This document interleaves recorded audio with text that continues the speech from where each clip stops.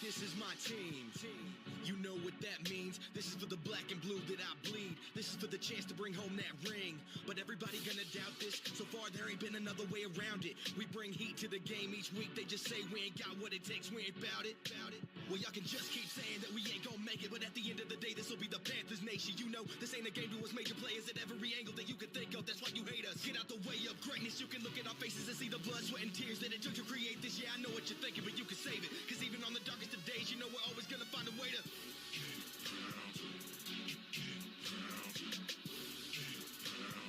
tell them what we gonna do. We gotta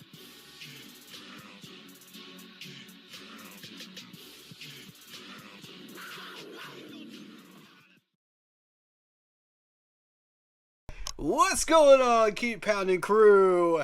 Row, row. How's that for an intro? Yes, sir. We're back. We're back. Hey. Shout out to Harvey in the chat and Facebook. And hit that like button, hit that sub button, hit that bell. Select all, leave a comment down below if you feel like doing so. Don't forget to check out the Facebook group page. Keep Pounding in all caps for in-game posts, polls, opinions, and reactions to NFL news, as well as schedules for the channel, and, of course, Yahoo Sports Fantasy Football League. We got 4 spots open, ladies and gentlemen. 4 spots. The link is on the Facebook group page. Go add yourself. While that registration is still open, I am closing that link at the end of training camp. So join in if you want to. For those that are not aware, it is a 1 quarterback, 2 wide receiver, 2 running backs, and tight end spot, plus a flex spot, which is a wide receiver, running back, tight end, flex spot. Kicker, and a whole defense. A whole defensive unit, guys. Not individual players, but one whole defense. All right, so make sure you understand that before you jump in. All right, that's how that works. So if you are registered already, then after that registration closes at the end of training camp, we're going to have a group chat, and we're all going to vote on when is the best available time for everybody to do the draft. So jump on in there if you want to. It's free. Totally free. We don't have any prizes yet, but totally free. So if that is what interests you, jump on in there. I don't know why my camera is not on. Let me see if I can fix that for you guys.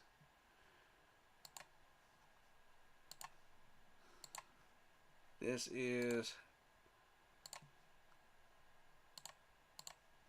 There we go. There we go. Why is it being like that today? Alright. And I have with me today Mr. Blitzball Champ. Hello. Welcome on in. What's good, everyone? Back here on the Keep Pounding podcast. What an honor and a privilege it is to be here once again. I am Blitzball Champ Jason Ingram. Go like and sub to him if you have not done so already. Great human being. Why don't you give him a little bit of an intro of what you do, in case they're not familiar with you. So, as I said, Blitzball Champ Jason Ingram of Blitzball Champ Gaming, which you can find me on YouTube, Facebook. And I do a lot of videos on Carolina Panthers football, pro wrestling, video games, anime, life. There you go. If that's what interests you, go check out his channel. Alright, let's jump into the content here. Harvey says, I need a great fighting game on Series X to buy. Any recommendations? Yes. Blaze Blue Central Fiction. I would say that. I believe that's on Xbox Series X. Samurai Showdown, the most current Samurai Showdown game. It really depends. Do you like 3D fighters? Do you like animated fighters? Can't go wrong with Dragon Ball fighters True. as well. True. So, um, I those mess I with the would Dream. suggest. I mess with the DBZ games.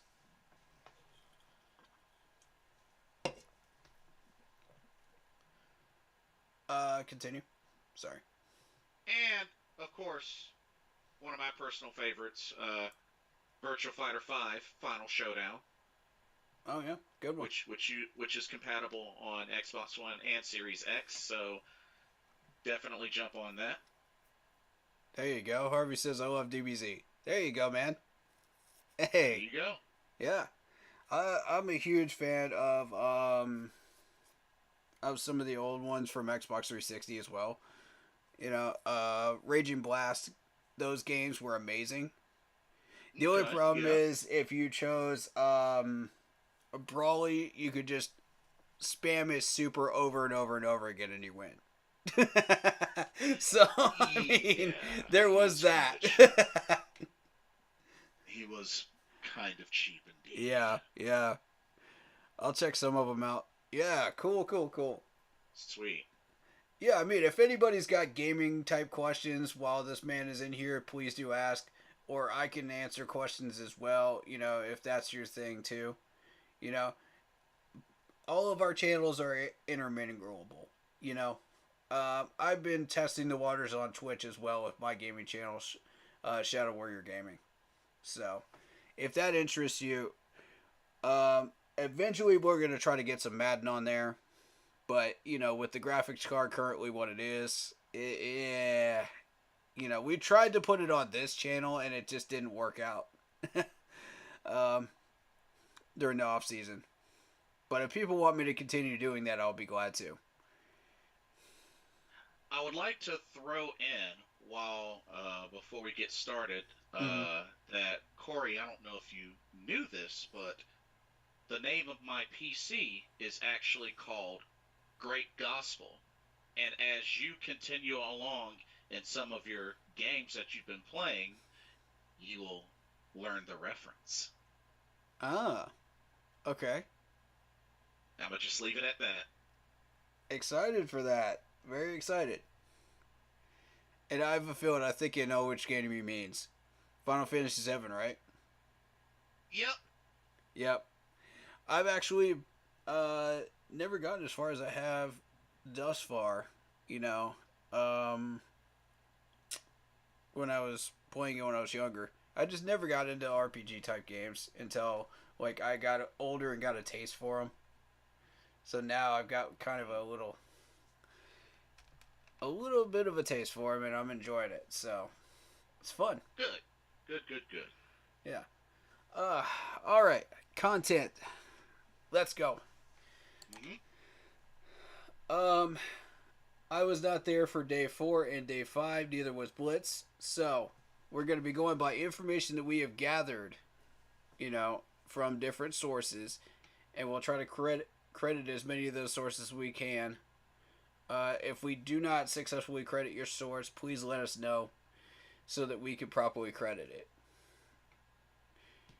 Because I do believe in that, and so does he. So, yes, indeed. Okay.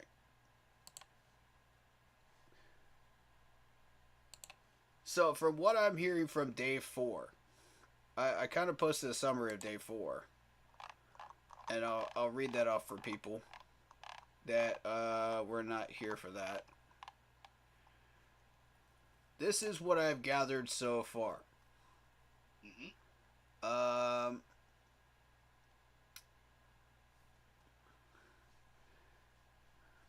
We have Bravion Roy, who was released for a former Alabama defensive tackle. And who was that name again? His name is LeBrian Ray, who also spent some time in the XFL as well as the USFL as part of the Philadelphia Stars. From what I've been hearing about his stats, I like him. You can't go wrong with another Alabama defensive tackle because Nick Saban has just been pumping out great players after great players after great players, in every class when it comes to Alabama defense, except for the last two, I would say. Because that last two looked a little weak, in my opinion. Um, but Saban, he'll recruit strong and he'll come back with a fiery passion, and those recruiting crews will go back into the NFL and keep flowing in, one after another again, very very soon. But I like that we're investing in Alabama players now. That's definitely a positive direction to go in. Yeah, yeah, And former Clemson players as well. That's also a positive direction to go in. Uh, More importantly, former Super Bowlers. Because yep. This is true. this coaching staff recognizes that in order to win a Super Bowl, you have to have former Super Bowls players on your team. Mixed in with rookies, mixed in with people that have been in there for about 4 or 5 years, to where it's the great American melting pot, of players. It's a great mix. We're Oh we're, yeah. we're cooking up a delicious meal, with Chef Ramsay here. You got to use all your elements in your kitchen. But be Major food careful. groups. If you screw up, you get yelled at. Yeah. And So, you don't want to get too crazy with the seasoning either. right. Because that'll show up later too. Hmm. Everything is exemplified once you get into the regular season from what it was in training camp. All the emotions, all the egos, everything will go up 50 times once you get into regular season. So, just be careful with that, okay? With all the egos. We don't have any on this team, though. Thankfully. Yeah, thankfully. Although I'm starting to wonder with one of those players that's gotten into a fight 2 days in a row now. We'll get to that. Okay. So, Bravion Roy to me was a journeyman defensive tackle. I saw him as a 5th or 6th rounder, talent wise, at max, at ceiling. I just didn't see him going past that point, even with proper coaching. So, I mean, at this point, if you're looking for security for your career, you're looking for a bag, to retire on, Chicago is a good place for you. Plus you got DJ Moore over there, you got a familiar face, so, that's going to help with his locker room transition over there in Chicago. And I like Bravion Roy as a person. He's a great guy. I did get an autograph from him and got to talk to him for a second. So he's a good guy. And Okay. Right on. shout out to him. All of these people, no matter what happens to them on this team, are great human beings, and I would have polite conversations with them and enjoy every second of it. Honestly, I feel that way right now. Would you agree with that? Yeah, absolutely. And it's something to keep in mind. And personally, even outside of that, I've never really seen Bravion Roy as an issue. I think Yeah. just if it's one thing that Never just was. kind of stood out a little bit, which it's funny that you mentioned because he was actually a 6th round pick, and of course he was out of Baylor, and of course he was kind of sort of a Matt Rule guy. So it does make me kind of wonder what he would have been like coming into the league initially with better coaching I agree with off that. the bunch. I agree with that. Stats wise, he doesn't really jump off the page. He'll get a tackle a game, but that's about it. Hmm. I've noticed that during regular season, and I'm like, okay, a tackle a game's not bad, but can you expand on that? Can you push yourself? Can you get 2 tackles a game? Can you Mm-hmm. Okay, let's get some assists in there too, maybe. Even if you can't get that second tackle. And I Yeah. would just see that one tackle per game, and I'm like, it's not doing it for me. Yeah, and he's played If you're playing 45 in a games, so system with other players that are much, much better than you, at defensive tackle, that I could understand. Derek Brown, for example, I could understand if you're playing alongside him as a starter. How you would only get one tackle because Derek Brown would just eat up all the tackles. true. So I could understand that on a stat sheet. But it's totally different when you're looking at the game. You got to see both sides of it, as one whole puzzle. And as one whole puzzle, Bravion Roy just doesn't jump off the screen to you. He never did. So that's why I say he's a journeyman, but I mean, he's got a little more in the tank than people think he does.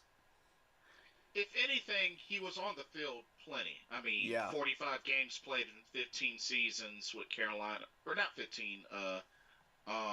Started 15 games in 3 seasons with Carolina. Played in 45 games total with Carolina. So I mean, he was definitely on the field. He definitely had opportunities. Even 15 starts. I mean, that's not bad. But like you said, more so of a journeyman that didn't really break out. Yeah, that's why I say fifth or sixth rounder, value wise, at this point. Yeah, I think you can still get some value out of him, but it would be a late round pick. yeah, and he's young. He's young. So I like what I'm hearing about this chemistry growing on the offensive line. You had Icky versus Brian Burns when they finally put the pads on Monday. I love hearing that news right there because that is what you're looking for in training camp. You're looking for that competition. You're looking for that fiery passion to start coming out once the pads go on.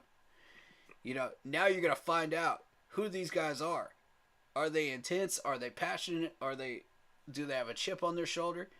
How much do they want it? Yeah. Do they balance each other out? And those two balanced each other out very, very well, from what I was hearing. When you go to the training camp observations day 4, Darren Gant put that out, and I believe who else was it that put that out? I'll be able to tell you in a second. Day 4.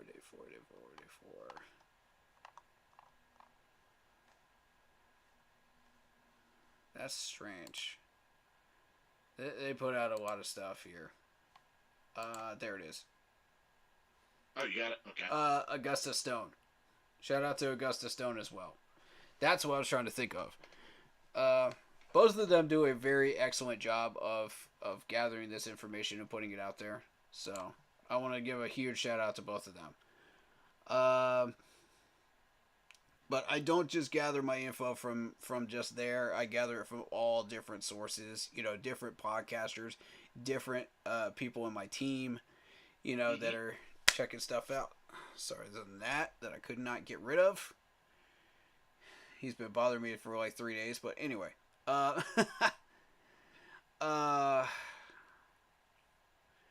I get it from all different sources. So I'll be crediting them as we go along here.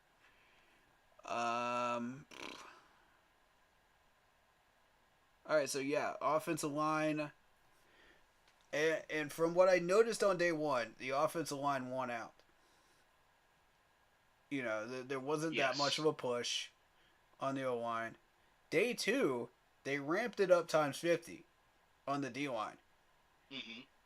After you heard that Bryce was just like, oh, I like pressure, it's like, this D-line just said, okay. Okay, you want some pressure? All right. Yeah. Let him loose. Ajaro said the same thing, too. He was just like, let it loose, baby. So, they dialed up the pressure times 50. Now, here's where the problem comes in. Bryce did fine. But Andy started struggling. Right. And we'll have a full conversation about Andy here soon.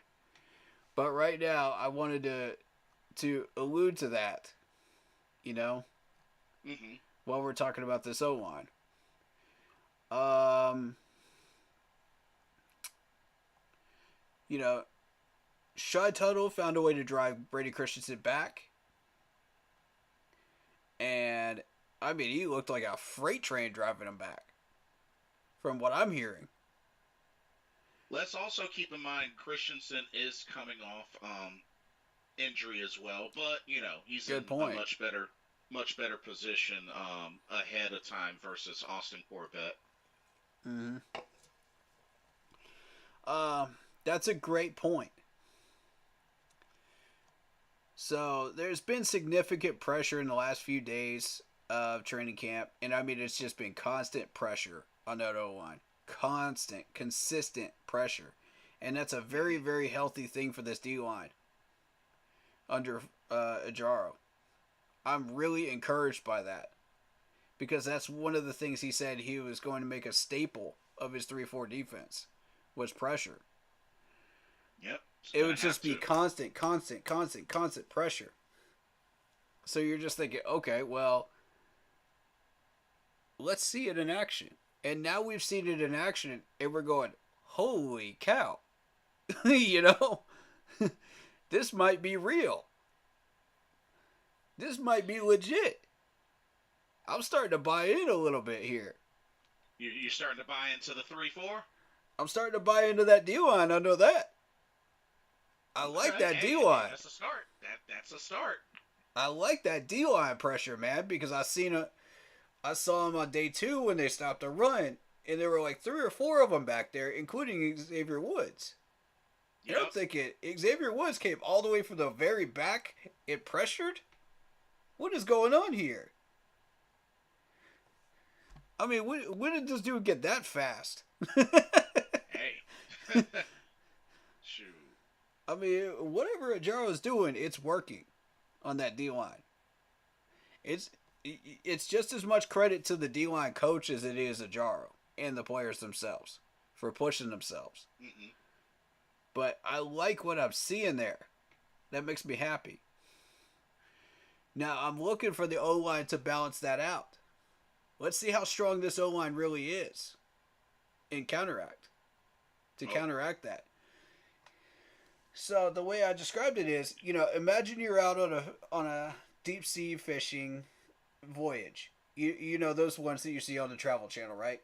You're in the Arctic and you're trying to find fish and stuff. Sea crabs and whatnot. You never know what you're gonna find. All right, so the weather out there is horrendous. So you're dealing with like sub-zero temperatures that could kill a man while you're trying to crab. Right. All right, so imagine that being the NFL. Okay, trying to surround us with that toxicity.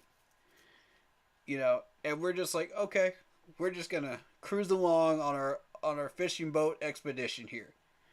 Mm-hmm. Well, imagine the people on the boat. You have to balance the boat, right? Imagine that being like a canoe. Mm-hmm. Like the Native Americans had the canoes. I'm sure they went to the Atlantic. Back when they were in the early days. So you would be in these canoes, and you would have to balance the canoe, make sure you don't tip it. Right.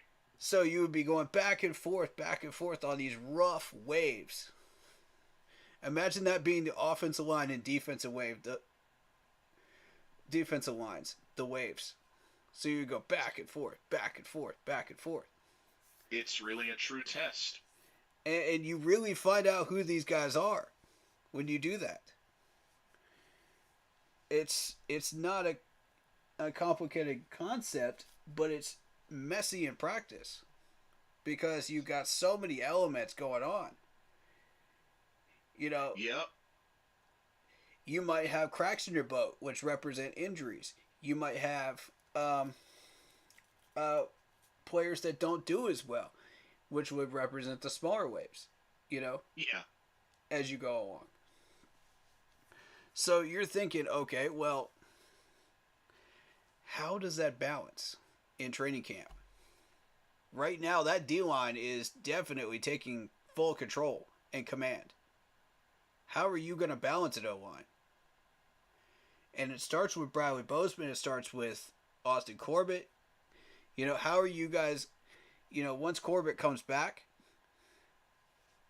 it starts with Brady Christensen. How are you guys going to balance that boat? Because you guys are the starters. What you do reflects right down the depth chart as far as what everybody else does. Well, what I'm really hoping is that there is enough balance from the O line that hopefully when Austin does return, it's just a simple plug in. Exactly. And I think that will allow Brady Christensen to be a rotational man, which is exactly what we want. He'll be a second string rotational man. But also don't forget the praises that Cade Mays has been getting. And that's exactly who else I was thinking of. He'll be a rotational man as well. Mm-hmm. So, with those two being rotational, that is a great place to be if you're looking at this O-line right now. These guys are solid all the way down. The only weakness I see is Michael Jordan on this offensive line. Yeah, and Zavala has been dealing with a little bit of I think pectoral strain, but word is he's should be back at it. Yeah, PUP list. Okay. I'm excited to see him out there. Cade Mays was spotted out there on that O-line. So I'm excited about that. He seemed to do pretty well. Yeah, apparently he got high praises from Taylor Moton and the coaching staff. While we're talking about this O-line, let's finish up the O-line conversation with Deontay Brown. He's finally getting his reps with the second team. It's made me very, very happy, and thus far I really like him in run blocking. He's okay in pass blocking. Mm-hmm. I think he can improve there. He's got a lot of room to improve there. I think he's got a higher ceiling than he's showing right now in pass blocking. But so far, so good. Now, I mean, you could attribute his fair play in pass blocking to a strong pass rush, from Majaro in his group. But how would you say his mobility and size look, just from what you could see? He's very big. They logged him in as let me see on the website. What did they log him in as at? What did they clock him at? 335. So he's 6'4", 335. And I mean, he's put on a little bit of weight since last year, because I remember him in the 320s range last year. Don't you? Yeah. Well. Or was it closer to 330? I mean, 330 is still kind of up there, because I mean, yeah. You look at Corvette. Corvette's only 306. Right. So, it's more so about what do you do with that weight. What are you able to accomplish? What is your mobility like? What is your footwork like? What is your technique like? Your hands. Right. Yeah, it's not so much the weight. Everybody's focused on the weight of linemen. It doesn't stop there. I just also remembered, I mean, he's not that much bigger than Taylor Moton. Taylor Moton's 325. Yeah. So. Good point. I mean, like you said, if his mobility is good, and he can use his size and really, because like you Mm-hmm. said, we've definitely seen in game how his run blocking was, especially on sweeps. Yep. So we just really need to see more of his pass blocking. And like you said, I think it's more so opportunities, but if Yep. he can just maintain his conditioning, Yep. the more that he'll get an opportunity to last longer with the Panthers specifically. Mm-hmm. I agree. You mentioned Taylor Moton. Are we overhyping him a little bit? I'm going to say no, only because I'll give him this. Has his production gone down a little bit? Perhaps. But we have to also keep in mind that, you know, at one point, this dude was like in the top 5 best tackles in the league. Not only Correct. that, the consistency. I mean, he's played in 98 games, started in 82. You know, he's been pretty healthy throughout his career, especially so far, all being with Carolina. You Mm-hmm. know, I his production may have wavered a little bit, here and there, but and maybe some might say that he's a bit overpaid, but I still believe he is still a core piece of this O line. I would agree with that assessment. I think that's pretty on the nose. Um, to me, Taylor has always been that Pro Bowl guy. He's always been that guy you can rely on that side. And last year he kind of struggled a little bit, but I mean, you can attribute that to lack of coaching too. So, there's always Mm-hmm. that. And I don't like letting people use those crutches, unless you absolutely have to. But I mean, if it's terrible coaching, it's terrible coaching. What can you do? Now, would I say that he is on the level of say a Michael Oher or a Trey Turner, like in their prime? Mm-hmm. I can't agree with Yeah, that. I can't match him up against those guys. That's an unfair one. That's apples Because to oranges right there. Trey Turner is a 5-time Pro Bowler, Mm-hmm. and Mm-hmm. Ower is not only a Pro Bowler but a Super Bowl champion as well because he won it with the Ravens. So Speaking of Trey, he went to the Saints this week and got hurt as soon as he got signed. Oh no, man. yes, Oh, yeah, yikes. but to be So, fair, Taylor Moton is only 28, still plenty to improve and plenty to carry on his career. So I think we'll be fine with Taylor Moton. all right. So, getting back to Trey Turner, it has caused a little bit of questions as far as should we go after Andrew Norwell or should we just leave him alone? Do we think that might happen with Andrew Norwell? And I've had people say, oh, I've had a couple of people say, oh, Andrew Norwell's too old. Now I'm like, no, he's not. He's 31. He's only 31. Yeah. His injury status isn't really that horrible at all, if at all. So you're concerned that that's going to turn into another Trey Turner? Might want to rethink that one. You might want to rethink that. Yep. And I don't know how much Norway would actually take. We got 20 million left.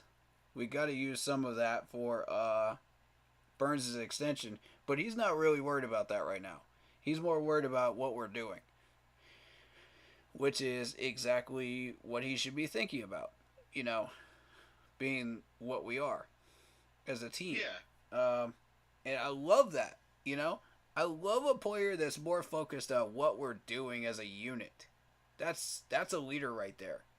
Than money. And it's rare to find that in the NFL these days. Yep, this is true. This is very true. I'm going to go to the chat here. Harvey says, I thought I was the only one who thinks that it's time to find another high-level guy at Moton's spot. I wouldn't say it's time to find another guy yet. I like Moton right now. You know, I like his replacement behind him. I think we got a lot of potential there. So no, not necessarily. The real attention should go where Michael Jordan is. And this is not a slight against Michael Jordan. He's a great guy, you know, great person. It's just a matter of business. You know, we got to upgrade. You know, much love to you, Michael, but we got to upgrade, man. Not to mention, Taylor Moton hasn't struggled nowhere near close enough to really be considered somebody that's fallen off. Right. Agreed. That alludes to this comment. We can't have wavering protection for Bryce. He needs a top 5 unit. We can't take any chances. Let me read that again for folks, because I don't think most of these people understand this. How big this statement is right here. Let me read this one more time. We can't have wavering protection for Bryce. Thank you. And allow me to add to that. Y'all do remember the last time we had high-level protection, right? Oh, yeah, 2015 when we went to the Super Bowl on a 15-1 record. Notice we had one weakness on that line. And we all know who that weakness is. It's the player that we shall not name. That also cost the Chiefs a Super Bowl as well. But let's not talk about him. Yeah. That one weakness is what cost it, though. So if we end up going that far into the depth chart to Michael Jordan, we're really in trouble. And that was what Cody said, and I happen to agree with him. Because you got to go through two players to get to him. He's a third stringer / fourth stringer. Okay, imagine if we upgrade on Michael Jordan and we've got a solid top 5 O-line with no weaknesses in it. Imagine that. That's something we didn't even have in 15. Yeah. And not only that, you have to also look at how well things develop when we've had such a solid O-line and what even individual accomplishments the players that we had on the O-line, the Andrew Norwells, right, the Trey Turners, you know, the Bradley Bosemans, the Ryan Khalils. The amount of pancakes that these guys got on record was ridiculous. Yeah. During 2015. You can even go as far back as Jordan Gross, Kevin Donnelly. Yep. Yeah. Before 2014, we never saw a O-line like we did then with that much depth. And now we're seeing it again, ladies and gentlemen. It's happening right now. Right before your very eyes. You're looking at it in Spartanburg, South Carolina right now. Think about that. As we go into FanFest. That's something, it just blows my mind. When we lost Gettleman, I didn't think we would ever get that back. It would take at least 20 years, 30 years maybe, before we got that back. Because nobody addressed the O-line. Now, look at it. Look at this monstrous O-line. I gotta come on, man. And if Deontay Brown pans out, this could be Michael Jordan's spot. I want y'all to think about that for a second. If Deontay Brown bans out, this could be Michael Jordan's spot. Yep. We don't even have to spend a dime. We've already got the answer right here. And I started thinking about that more and more and more this week. And I'm thinking, it's starting to beat like a drum. It really is, and it's getting louder. Not only that, we got to remember this is another Alabama guard as well. That thought is getting louder, ladies and gentlemen. The more I watch him play and take snaps in training camp, it's getting louder.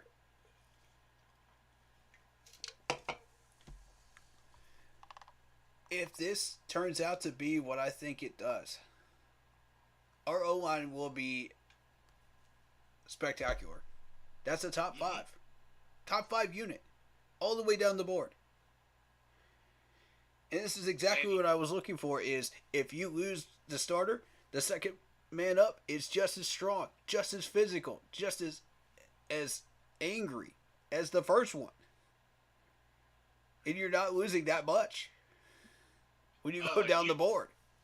And you best believe this top 5, Bryce, and the loaded receiver room we're going to get, Miles, Chuba, they're going to eat. And this is going to be an offense. Especially Miles. Yeah. This is going to be an offensive transition team that's really going to shine that we haven't seen since the Cam Newton era. I love Miles. I love every bit of Miles. This dude has nothing left that he needs to show me in training camp so far. I already believe that he's going to be one of the top 3 grossing stats leaders on our team this year. I can guarantee that. This dude is hungry. He's got a chip on his shoulder, and he is pissed. I saw it during the first 3 training camp days. I was just like, man, this man's an animal. Let him loose. Let him out of the cage. He's ready for that preseason game. Not only that, we're talking about 2 things. One, somebody coming off a Pro Bowl season. 2, somebody that has not only stepped up and really led this running back core, but even emphasizes. Don't forget, I got hands too. You want me on routes? Yep. Just dial it up. Yep. He's becoming the next Chris McCaffrey out here. In fact, his numbers actually beat out Chris McCaffrey in one of those years. Believe it or not. Oh. Yeah, surprise. Ladies and gentlemen, all you CMC lovers, there you go. Y'all wanted an upgrade? Y'all wanted to know what our answer was for losing CMC? There it is. I had my eyes on Miles Sanders from the get-go. As soon as we lost CMC, I had my eyes on him. I said, if this dude ends up in Carolina, oh, Lord. Those defense tackles better be ready, because he's going to bring a show with him. Yep. And I have not been disappointed at all. Every time I've seen that man be handed the rock, just going up the middle, I was like, this is electrifying. This reminded me of Christian McCaffrey with the energy that he's bringing. And I'm like, feed off of this. Everybody feed off of this. You know who's fed off of it right now? C.J. Henderson. Yeah. Let's talk about C.J. real quick. Just in this context. And then we'll get to you. He might be playing like it's his last season of his career. I have been watching CJ since he first came in, and I'm like, he has a little bit more in the tank. He's got a little bit more in the tank. Why is he not using it? Coaching. There's your answer right there. Coaching was holding him back. Anticipation. It's making me wait. I gotta get at you a little bit on that. Like, yeah. Here's the thing, bro. How much of it is coaching? How much of it is ability, though? Like, in your honest opinion. He had a little bit more in the tank than he was showing, but not much more. You know, okay. I see a number 3 corner in him, maybe, but nothing more than that. I don't see him going further than that. Prove me wrong, though, CJ. You got that chip on your shoulder now, dog. Prove me wrong. Show me your animal inside of you. I saw one pick. Can I see more? Show me more. I am never satisfied. I'm like the Cookie Monster on Sesame Street. Feed me more. More. More. Yeah. Come on, baby. You can't satisfy me. If I see one tackle from you, I want two the next day. Come out. Show up. If you got it in you, give me two. If you don't, then just give me one. I just need consistency. That's good enough for me. If I see that one tackle, I'm like, okay, cool. You show me the one tackle. That's consistency. That's who you are. All right, cool. If you can't do any more than that, that's where you are. But if you got a little bit more in you, show me that animal. Show me that lion inside of you. Show me that panther inside of you. That's what I need. We're talking a former first-round pick. That's what I need from everybody on this 90-man roster, man. That's what I need. You got to keep feeding me. Keep feeding me all these plays, man. That's going to show me that you have it in you and you want it. And that's going to show the coaches, more importantly, that you got it in you and you want it. Don't just impress the coaches, impress me too. Because I can show you guys love. I can vouch for you. When the coaches throw shade at you, I got you. If you've been doing what you're supposed to be doing, I can vouch for you. I'll be happy to. Hey, how bad do you want it? That's what it comes down to. How bad do you want it? Yeah. And I love these success stories. I love these guys that have been sitting at the bottom of the barrel, scraping the bottom of the barrel, like CJ, that just come out of nowhere and get a pick. It just surprised everybody. It's a recovery story, and it's beautiful. Mm-hmm. It's magical. It's like, it's a fairy tale, man. And these guys come back, and they're just like, yeah. The only thing I will say to that, and I'll just be real with you. Yeah. CJ Henderson, honestly, I think you're trash. I dare you to make me eat my words. Oh, you heard the man. Ouch. Make me eat my words. Ouch. And that's after the man just got a pick. Ouch. Man, I felt that burn from here in South Carolina. Hey, I felt that from here, dog. If he can make me eat my words, I will gladly give him his due. There you go. That's what we both do here, man. We lift these players up. We encourage them. So what would you think he would need to do to up his game a little bit and make him a true number 3 corner? Well, I will say this. Gotta see more than just flashes. There were a few flashes last season, and after all, he did play in all 17 games, so I will give him that. Not really too concerned about his conditioning or that. But get in on every play as much as possible. If he can do that, I really feel like he can start to really turn things around. And honestly, he had 2 picks last season. Try to get 4. Try to get 4. I like what this man's cooking right now with this. I like this. He's got the seasonings in here, man. But you got to have the spices too. Yeah. You got to keep it moving. You got to keep it going. Keep that process going. You can't just stay stagnant. And that's what I feel like Andy Dalton is doing right now. And he's the only one I really feel like is just sitting there at this point in his comfort zone, in his box. And I noticed it on Saturday where he was just checking it down, checking it down, checking it out. And he's got 2 picks. You know, 2 of them, one of them to CJ, as a matter of fact. I think the other one was Camus. I could be wrong. As a matter of fact, Camus has 2 picks against him. I think one was in a different training camp, but yeah. Gotcha. So both of those are Camus.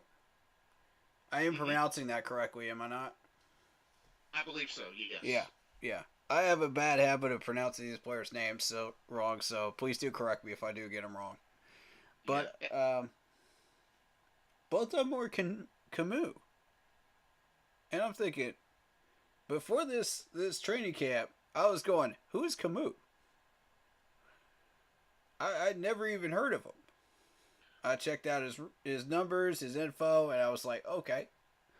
Yeah, I see something here. Let's see what we can do with him. Word we plugged is him in. That he may be one of the folks that emerges to really be an asset for this team. Okay. I can rock with that. With those 2 picks, I see it. I see it.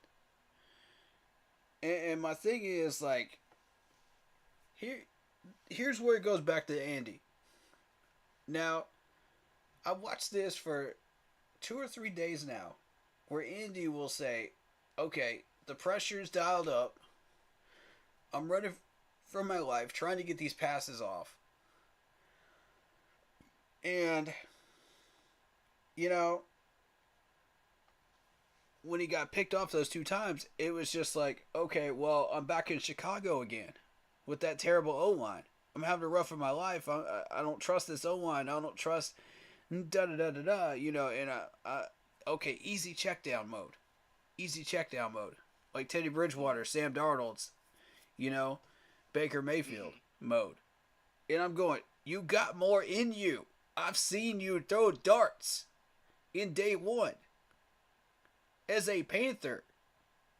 I'm not even talking as a Cincinnati Bengal. I'm talking as a Panther in training camp. I saw you throwing deep ball darts to some of these wide receivers. So I know you still got it in you.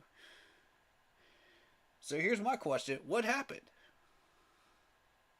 What happened to Andy? Does he still have that anxiety from, like, the Chicago line? Is that what's going on here? Is he a little freaked out still? I don't know, man. I mean, that's a little bit of a legit rabbit hole that you can go down. Yes, you could say red flag as well. But that's a legit rabbit hole you could go down. There's also the rabbit hole of bad coaching, you know, that led to his departure. Right. In Chicago and it was New Orleans, right? Yes. Yep, New Orleans, because Sean Payton was not there in New Orleans anymore. So bad coaching. Right. So you could go down that rabbit hole as reasoning. And follow that to its conclusion. And he's been healthy. So that takes away that option. You know, that rabbit hole is closed up. He's been healthy the entire time. Yeah. So you can't use that one. Alright, now, our O-line second string has been solid. Here's the thing. The pressure has been dialed up even on seconds, even on the 2s and 3s with our defensive pressure. Which is necessary. Yeah. So you could go down that rabbit hole and say, oh, well, he can't handle pressure well. Okay, here's my question. If he can't handle pressure well, then what was he doing in regular seasons during Cincinnati? Yeah, Cincinnati, those were his best years. 3 Pro Bowls, all with Cincinnati. So there's really no excuse. Seems a little fishy. I mean, I understand for the longest time, even with his time at Cincinnati, they couldn't buy a playoff win. But Dalton is a three-time Pro Bowler, all with Mm-hmm. Cincinnati. There's Yep. really no excuse. Yep. He just didn't have the weaponry around him that he needed at the time. He didn't have the line really that he needed to take that next step forward and go to the Right. playoffs. Um, and that's nothing against him. That's coaching. Right. So, like I said, that goes down the coaching rabbit hole.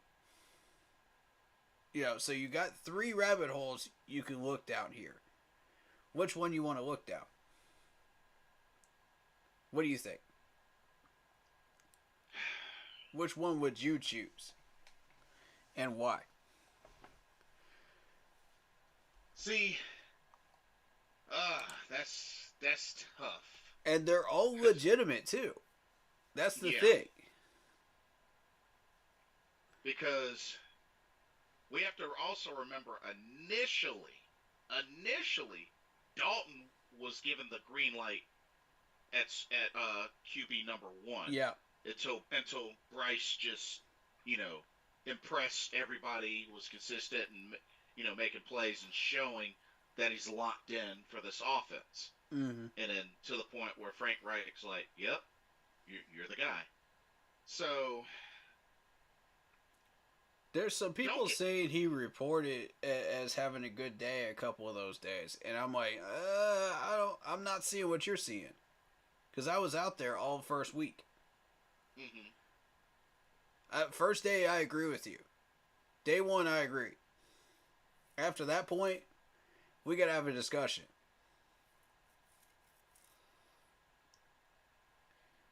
Do you think it might be still trying to build chemistry? I mean, that's really the only thing I could think of. Because of the fact, I mean, he's been on 3 different teams within the last 3 seasons. Yeah. And that might, and like I said, that might be minor. That might be minor.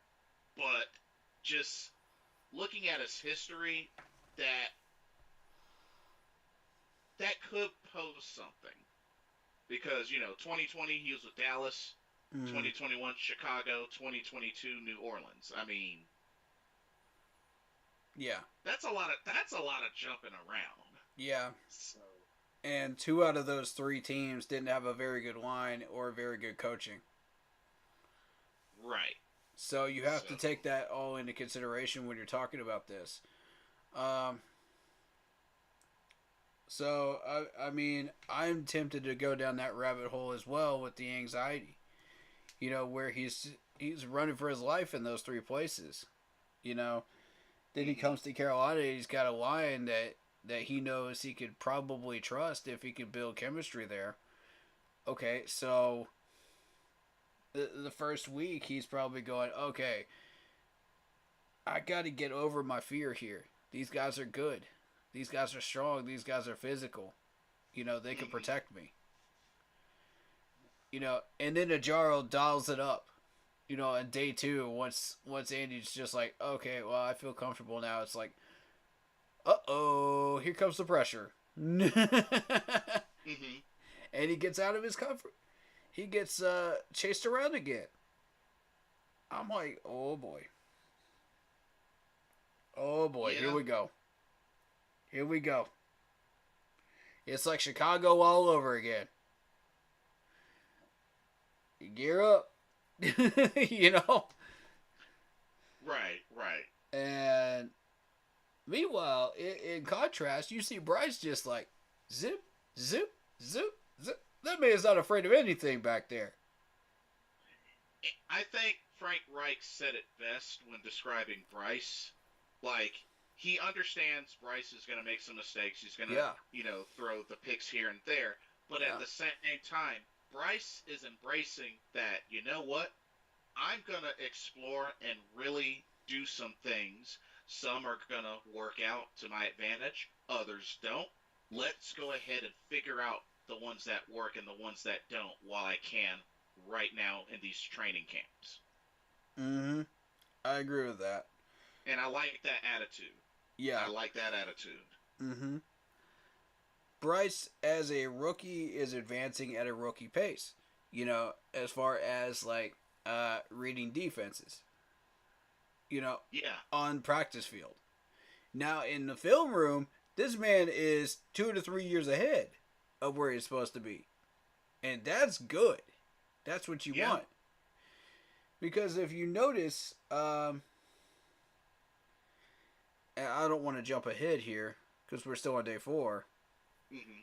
But from what I've noticed from days 1, 2, 3, on up to 4, I've noticed he just makes amazing reads. He just takes his time, throws it at the right spot, hits these wide receivers in stride, doesn't make them overreach, doesn't make them, go overly too high, for hospital balls, like Teddy Bridgewater did. But actually, PJ Walker, I'm sorry. PJ Walker. But, gotcha. yeah, because he was the most guilty of that back in those days. Yeah, he would take his time, read these passes, and understand where to throw this ball to where the defender can't touch it, but on target. And he's had a few amazing passes to Chark down the field, and I'm going, Chark, Chark. Dude, that relationship is like... Dude, that relationship is starting to be like peanut butter and jelly. Like, I told y'all, watch out for Chark. I told y'all.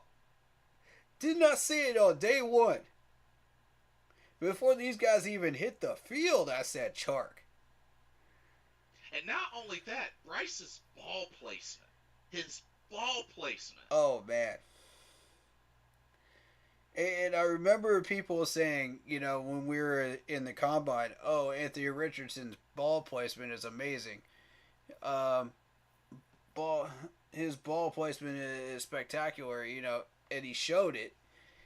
And then Bryce Young was just like, well, okay, we'll casually get through this, and make myself look good, but let's let these guys look good too, because he knew something that these guys didn't. When you look at the quarterbacks that were drafted in the recent memories, okay, how many of those first drafted quarterbacks actually reached the Pro Bowl before the second ones? Ooh. Brought up a good point, didn't I? Interesting point. Because no one was paying attention to the development of the second quarterback that gets picked. They're not hyping him up. They're not, well, they're hyping him up, but okay. Looks like you're getting called out here. All right. Let's go. You're saying I did not call out Chark as the number 1 wide receiver, huh? It was TMJ. TMJ? I honestly don't remember you saying that. No, I don't remember saying that either. I've been saying that TMJ had the potential, and that was before we signed Chark. Now, do I feel like TMJ has what's the timeline? What's the timeline we're talking about, Harvey? Because if you're talking about... Now, hold up. What's the timeline we're talking about here? I can go back in VODs and confirm or deny. I don't mind doing that. And if it's cap, then it's cap. But if it's not... I mean, I'm not trying to make people look foolish out here, but, right during minicamp. I don't cover minicamp, bro. Oh, so a while back. Hold up. I don't cover minicamp. Oh, you don't cover minicamp? Oh. Not the mandatory camp, but the minicamp. Yeah, I don't cover minicamp. I have never covered a minicamp ever on this channel. Not since maybe year one. And then I realized, it's kind of pointless to really go any further with it. It was a streamy... Okay, when? When, my man? You got a date?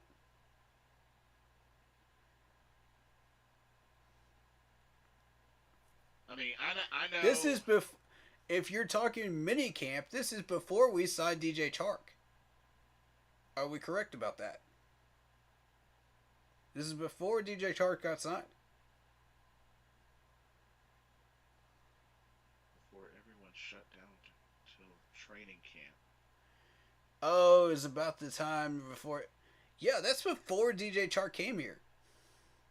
That's not fair, bro.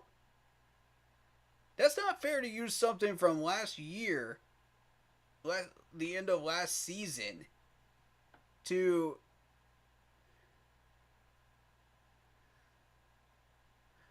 We signed Chark in April or March, I think. Yeah, we signed Chark March. March, yeah. You're correct. Late March of this year. Mm-hmm. Alright, so, yeah. Number one, I don't cover minicamp. That's been proven in every VOD, in every statement I put out there. I don't cover minicamp. Number two, we signed Chark in March. Yep, March 24th. And I also remember telling people at that time, TMJ was the best wide receiver we had at that point. This was before we signed Chark. No one knew if he would be hurt or not. Well, no one knows if anybody's going to be hurt or not. And not only that, we signed Chark after we signed Thielen. Yeah. You might not have covered minicamp, but we spoke about it. Okay, well... I don't remember saying TMJ was going to be the number one. I mean, it was up for grabs. Really, LaVisca was in the conversation at the time. That was before we got DJ Chark. Thielen was first? Oh, okay. So you're saying... What are you saying here? What are you saying, my man? What are you saying? Oh, he was promoting Mingo. Oh, you're promoting Mingo as a number one. Okay. Well, that was during the draft. We're talking. This is now. I'm not trying to go back into the past. I'm not Samurai Jack up in here. I mean, if Mingo does become number one, I won't be mad. Me neither. Yeah. I mean, I'm not saying Mingo's not in the conversation. I mean, they're all in the conversation right now. But right now, DJ Chark's clearly leading. He's making catches that nobody else is making in training camp so far. You were saying that Mingo would be number one. And I remember saying I disagreed. Are we talking about the same timeline context here? What? It was a designated show. Okay. Right. Okay. The only reason I would say that TMJ would have the lead is before we drafted Mingo and before we got DJ Chark and Adam Thielen. That's the only time I would say he would have maybe had the lead.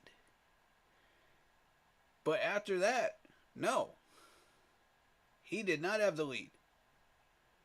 He was in the conversation, but he did not have the lead, no. I was always thinking DJ Chark and Adam Thielen. I've been thinking that all month, dude. Ever since we signed the two of them.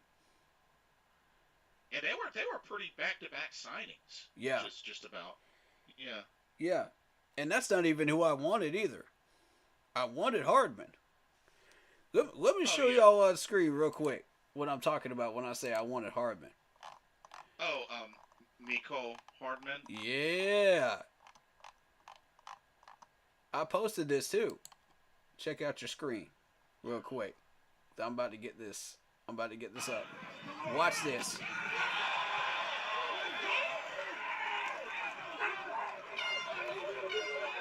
Look at this ball placement.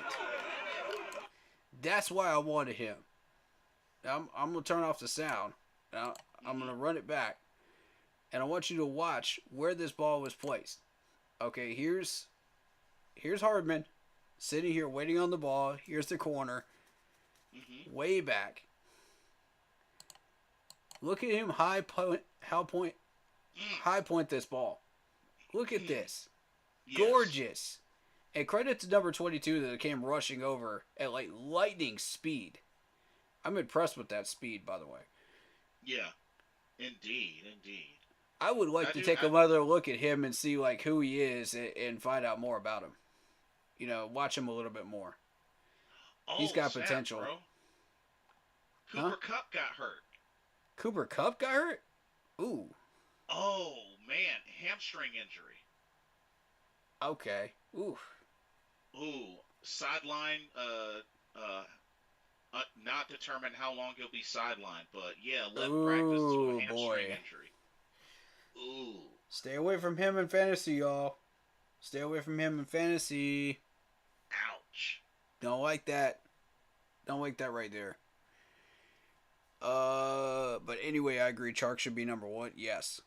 Mm-hmm. There's a clear difference. I mean, Adam Thielen's putting up his argument. I'm not even gonna lie. But that right there, that tells me that right there is why I like Hardman. Look at that. Just effortless. That was just beautiful. Mm-hmm. I've been advocating for this dude for the longest. I've been watching him make catches like that in KC for the longest time. And I said, I want this man in Carolina. And we could get him for cheap. You know? Yeah, that is a good point. Oh, he's a youngin' too. Only 25. But both Super Bowls with Kansas City. And you would like to see Mecole Hardman with Juju together as a unit, because those two got the most out of each other in chemistry with each other.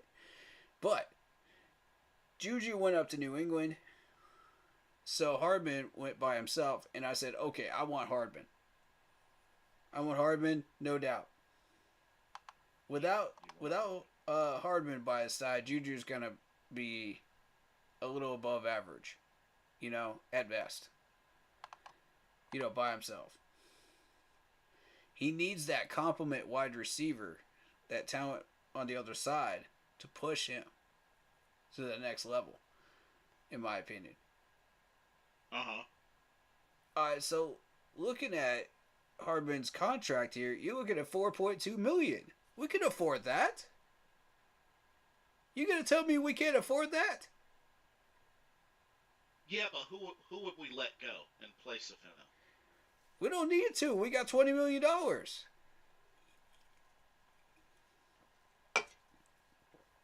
We got $20 million. So we would have the roster space for him? Oh, okay. Yes, we would. Mm-hmm. Oh, okay. Fair enough.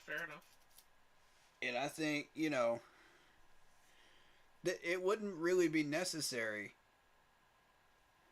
to go after Thielen at that point, because you know that Hardman is going to fill up that spot and be DJ's replacement. DJ Moore's replacement. He's got that talent. And he's cheaper than DJ ever was. He is a little bit shorter than him too, but, you know, the numbers that this dude puts up. Right. That's really what matters the most. Yeah, let's. And to Harvey's point, If Chark plays like this all year, I would dare to say that he might be one of the best wide receivers we had. Well, one thing's for It's sure: arguable. Yeah. if we if we get how he played with Jacksonville, and especially with how he played with Detroit in that offensive system before he got hurt, I have no doubt that he will be that. And not to mention, he is healthy now. So, Yeah. They were comparing him. Uh, they were comparing Mingo to Musa Mohammed. ooh, that's a big deal. Yep. Yep. So Now, Steve Smith did a segment with Moose and Mingo, and that was really cool because you got it's called grilling the rookie, you know, and right. you get to understand a little bit more about Mingo and who he is and what he's thinking, you know, when they're um when he's out on the field, you know. Who does he see challenging him, you know, in that locker room like Moose did with Steve? I thought that was a deep question. That was a great question to ask during that segment. I covered that in the last stream, but I was thinking, you know, they're all pushing each other in that wide receiver room. They're all doing that for each other. And I think if you got a whole room full of these guys doing that, doing what Moose used to do, ooh wee, doesn't that give you chills? That would be scary. Doesn't that give you chills as a Panther fan, man? That is scary. Yeah. And especially considering, I mean, the bodies we have at wide receiving core that are like 6'2" or higher: Mingo, TMJ, Chark, Thielen. Like, we keep these boys healthy, man. We got a monster room right here. yeah. I mean, the shortest guy at receiver we have is Demir Bird, but you know he's most likely going to be returner. I mean, and Bird's had that experience with the Super Bowl team too, with the post Super Bowl team. That is true. He wasn't with the 2015 team, but he was with the 2016, so it's the post Super Bowl team, which still had a ton of Pro Bowlers on it. Might I add, a lot of weaponry for him to learn from. Yep. And he's a speedster that, you know, can do it in the offense and especially in special teams. That's deep there. Moose was that guy. Yes, he was, man. I love that they brought him into that Growing with Rookies segment, you know, because nobody was expecting Moose to just like pop up out of nowhere and be like, yeah, I got these questions for you too. It's just like, whoa, wait a minute now. We're comparing these two. Let's go. This is what we all want. I mean, shout out to the Panthers media for just giving us what we want, man. You know, instead of just, well, this is the media we want to put out, you know, to promote our players. No, these guys are catering to the fans now and saying, okay, what do you want to see? You know, what would make you happy and satisfied? You know, as a fan, what do you need to see to understand who these guys are and why their brain works the way it does? And I'm thinking, this is beautiful. Shout out to the media team, man. Y'all are killing it right now. I gotta say, well freaking done. Well freaking done. Agreed. Every piece of media that's come out. I love it. Alright, so back to Hardman here. Here's his numbers. Arguably 2021 was his best year. Right. You got 693 yards. This man was used for 693 yards. But here's the number I want y'all to pay attention to. The average. Look at this. Oh, yeah. That's the number I want y'all to see. Ignore that touchdown numbers. Look at that average. That's yak. Remember how big I am about yak. Oh yeah, oh yeah. That's the biggest thing I've got out there right now. That people are not paying attention to is yak. And guess what? They started talking about yak in press conferences. Yep, I yak was is like, important. yes, yes, finally, finally, this stat gets recognized, and it's the biggest one out there I because mean, it can determine a game. yeah, that much is It true. can And change momentum in a game. you remember how much we saw yak when Teddy Bridgewater um, was My able to apologies. split 1,000 between DJ Moore and Robbie Anderson. My apologies, folks. Keep him busy for a minute. Yeah,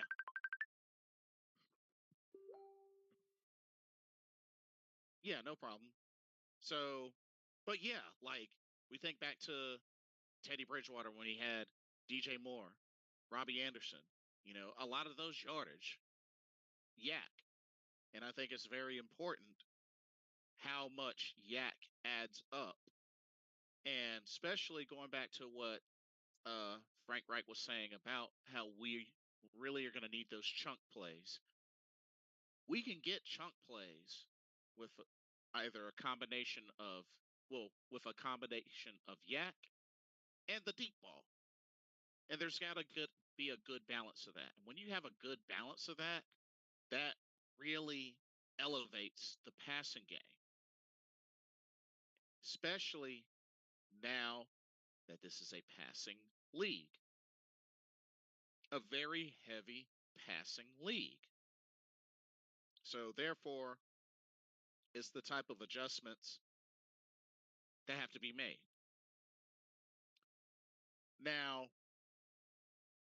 what I'm really hoping to see out of this offense, I really feel like spread of ball placement amongst this whole receiving core. Then we're really cooking. Then we're really cooking. Harvey says, "Hey Blitz, I've been playing Elder Scrolls Skyrim and love it. Do you recommend any other game like that for the Series X?" Oh man, you know the sad thing about it, I still haven't even played Skyrim. I have it on Steam. I just haven't played through it. Um, on Series X. Most of the stuff I've been playing on Series X has been from Game Pass. But now if we're talking RPGs, um, Mass Effect, Mass Effect Legendary Edition is a really great one. I highly suggest. Um, My Dragon's apologies Dogma. about that. I had some family stuff that came up right there. Uh, how late are you good to stream for, buddy? Um, I'm pretty much I'm pretty much good for about another hour ish, maybe hour and a half. All right. Here's what we're gonna do. Let me mute up and talk to you on Zoom real quick, so that we can kind of discuss what we're doing here. Okay. All right.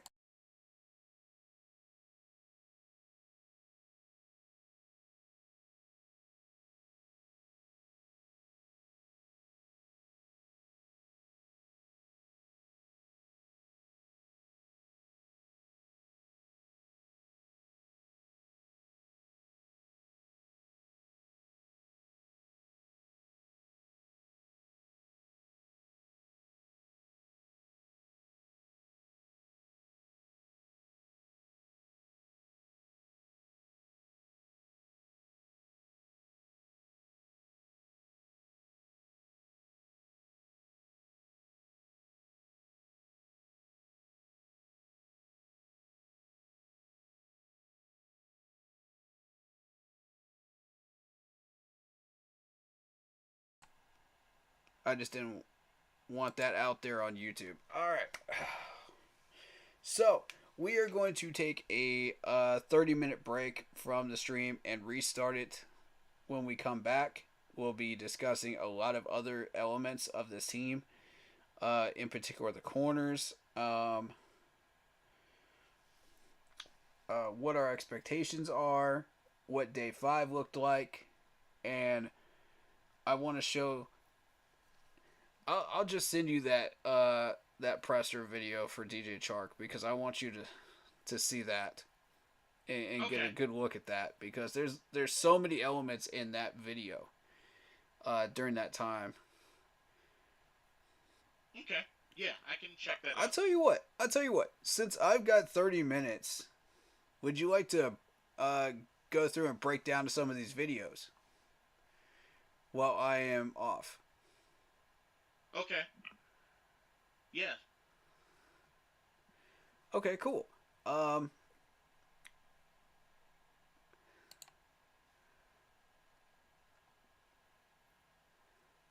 not sure how we would do this. That's the thing. I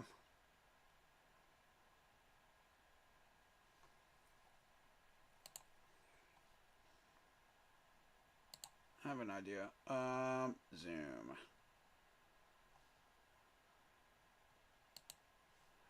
There we go. And then we'll make you full screen. There we go. That way, you can then share your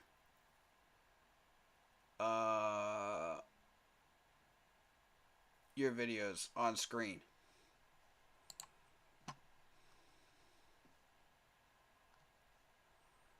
Maybe. I don't know how we're going to do this. Bear with us, folks. This is a first. We've never had to try to do this. But you could share the videos on Zoom with it being full screen. Just through share screen? Yeah, now Zoom's not showing up. Why is it not showing up on my stream? Weird. Weird. Okay. Just toss it. I'll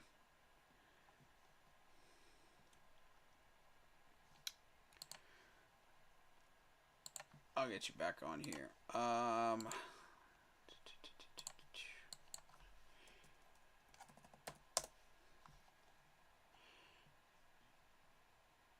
It's just really weird like that. Okay. Yeah.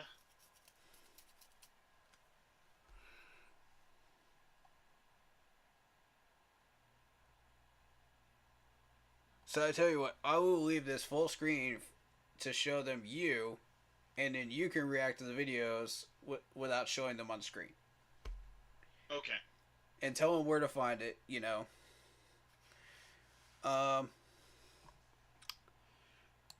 And also any information that you may find relevant about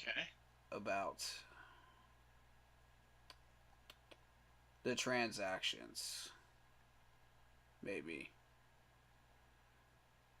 Sounds good.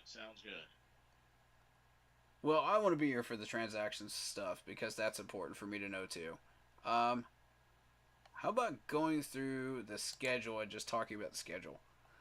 That would be cool, right?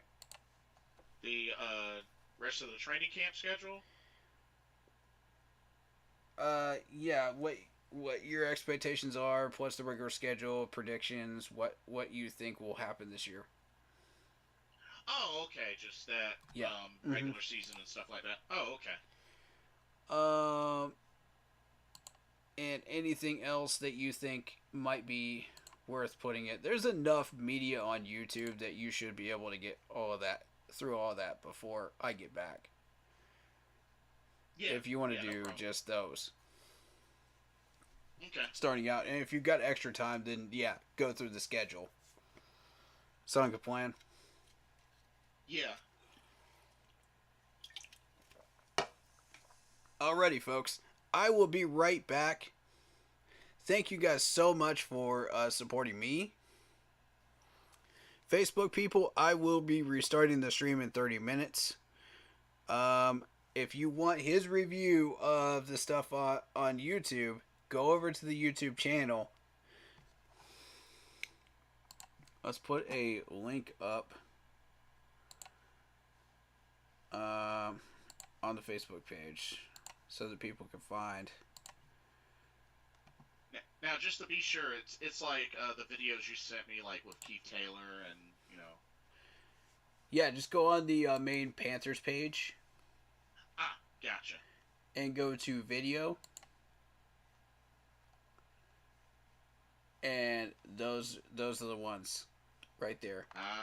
And I want you to look at go to see more at the bottom, and you'll find DJ Chark. Competition brings out the best of me. Oh, okay. Yeah, I want you to start with that one. Okay. I did Mango as well in the last stream.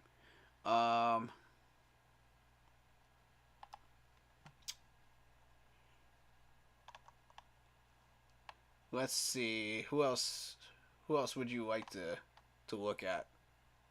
See, we got Dante Jackson, we got CJ Henderson, we got Taylor Moton. I did CJ already. Okay. What about Deion Jones? Yeah. Go with Deion Jones because that's a new face, for the Panthers. So nobody really knows who he is at the moment, except for the people that have watched us play him in Atlanta. Right. All right, so I will see you guys in 30 minutes. Facebook, keep pounding, stay happy, healthy, and well. Alrighty. As for the YouTube people, he is taking over for about 30 minutes, and I will see you guys back when I return. Alrighty. Okay. So here's what we're gonna do. Gonna check out this DJ Chark video and react to it. So DJ Chark, competition brings out the best in me. I'm gonna just mainly play the audio. All right.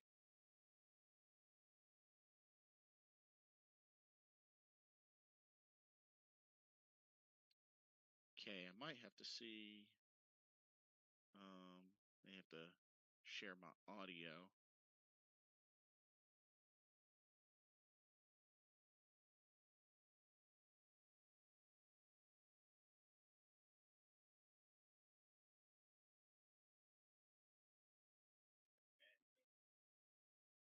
Okay, let me see something.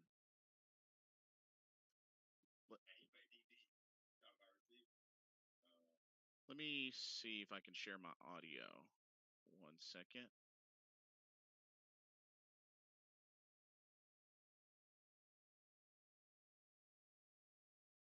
Okay. All right. Share my audio. I forget if we asked you this during OTAs, but who's the fastest receiver in this group? Looking at him. At least that's what Madden say. So I'm gonna go with what Madden say. You told that to JC Horn? Hey, he played DB. You talking about receivers? Yeah. Only person I think probably really got me might be Dante. Well, maybe. The reason I say that Can y'all hear that? Deal about his Madden rating. I don't really care about what the rating is. I just want that. the speed where I need it to be. I forget if we asked you this during OTAs, but who's the fastest receiver in this group? Looking at him. Okay, so the media asked him who is the fastest wide receiver in the group. Chark says you're looking at him. At least that's what Madden says. What Madden say. So I'm gonna go with what man said. You told that to J.C. Horn? Hey, he played DB. You talking about receivers? Yeah. Only person I think probably really got me might be Dante. Well, the reason Maybe. The reason I say that because he made a big deal about his Madden rating earlier. I don't really care about what the rating is. I just want the speed where I need it to be. The other stuff is, I can adjust that if I need to. What did you learn about Bryce during those days at SMU? More about the person, just a great person, a great teammate, great friend, very smart, funny. Right. Those things carry over, on the field because you can have those conversations and the moment never gets too big or too tense, because you have that relationship with them. So I think that was the biggest thing, out there in Dallas. Just hanging out, running routes, things like that. So being with the guys, just all the receivers, the running backs and things like that, just having that camaraderie is big. And I think it really, truly carried over to what we're doing now. So I really like how he's praising like the relationship he's been building with Bryce Young, not just only on the field, but even casually as well. I think it definitely contributes on a big level. Just building that chemistry with your teammates, you know, and just the confidence that exudes from DJ Chark and just what he's been able to do with Bryce Young and just the others hitting him in the passing game. So I definitely like what they're doing. Lock Poppy, what's up? Good to see you. Hope you're well. Okay, let's continue. His humility. I don't know the exact number, but I would say probably within the 3 days, like probably total like 15. I guys talked about his humility. Have you noticed it? I just wonder if you can kind of give us an example of that.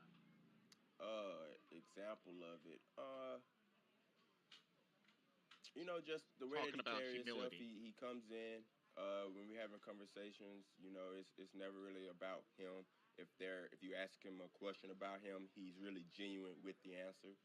Uh, like I'm a person that asks questions about the person, so I actually know quite a bit about him at this point, and it's never anything, arrogant or cocky or which, it could be, because a lot of accomplishments, first pick, Heisman winner, things like that, but it's usually the small things.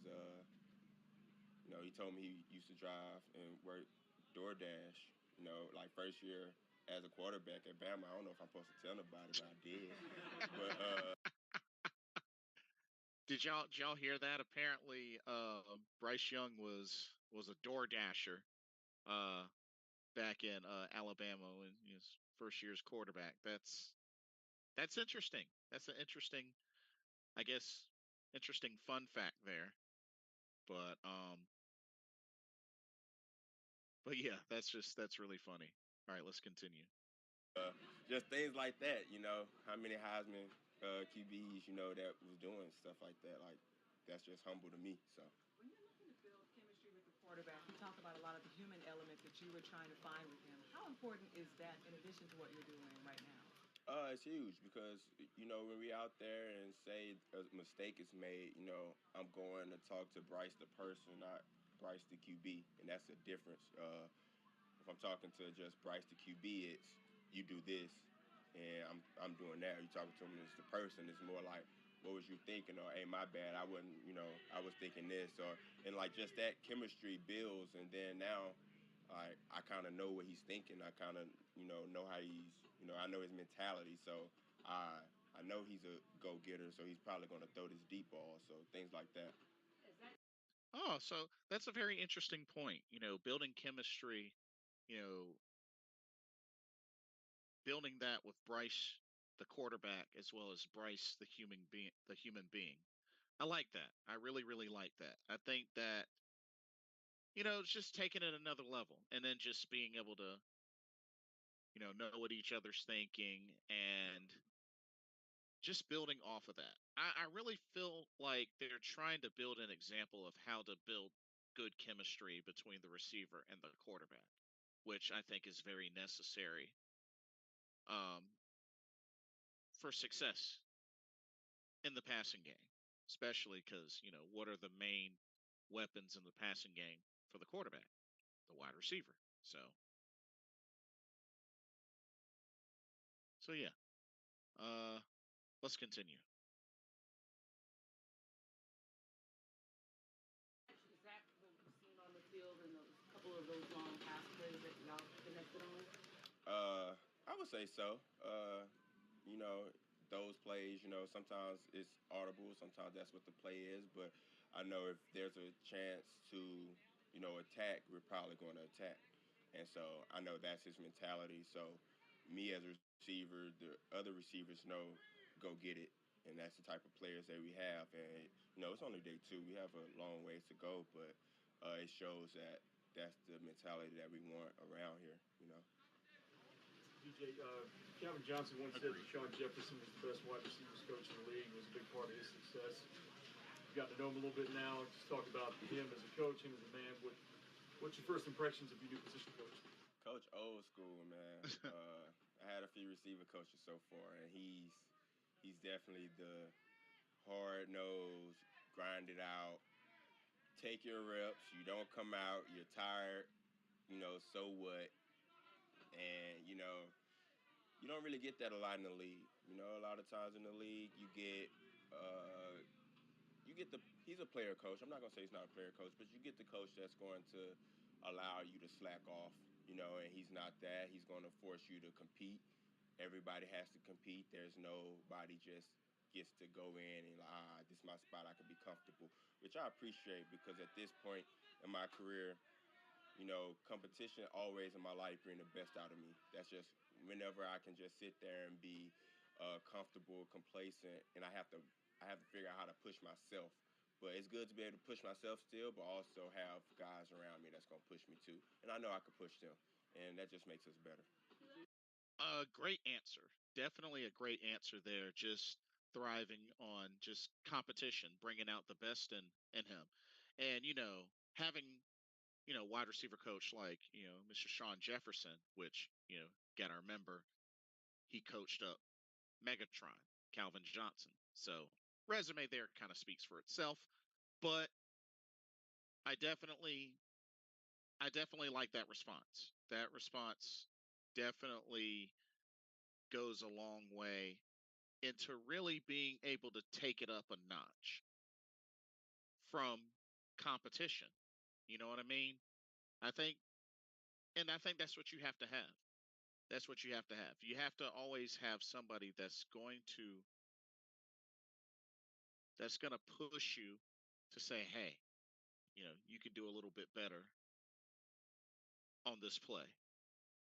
And apply it, to the next play and then to the next play and then add on, add on, add on each time. So I like that. I really like that idea. All right, let's continue. Who has impressed you from the wide receiver room?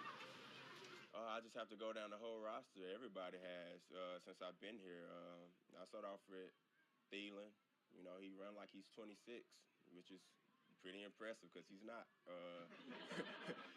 You got, Terrace, who's a baller, goes up, make a lot of contested catches, really impressive. Mingo, Which he did a few fast, last season. consistently make nice catches. You have LaVisca, who one minute he's in the huddle as the receiver, next minute he's in the huddle as running back. You never know what position he's playing. Very versatile.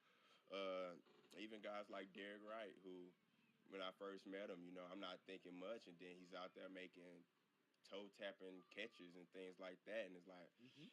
I got to Yep. step it up, things like that. So everybody in that receiver room, and I didn't mention everybody, but there I can give you a characteristic or something that one of the receivers did from everybody in that room, and they all compete, and it's really good.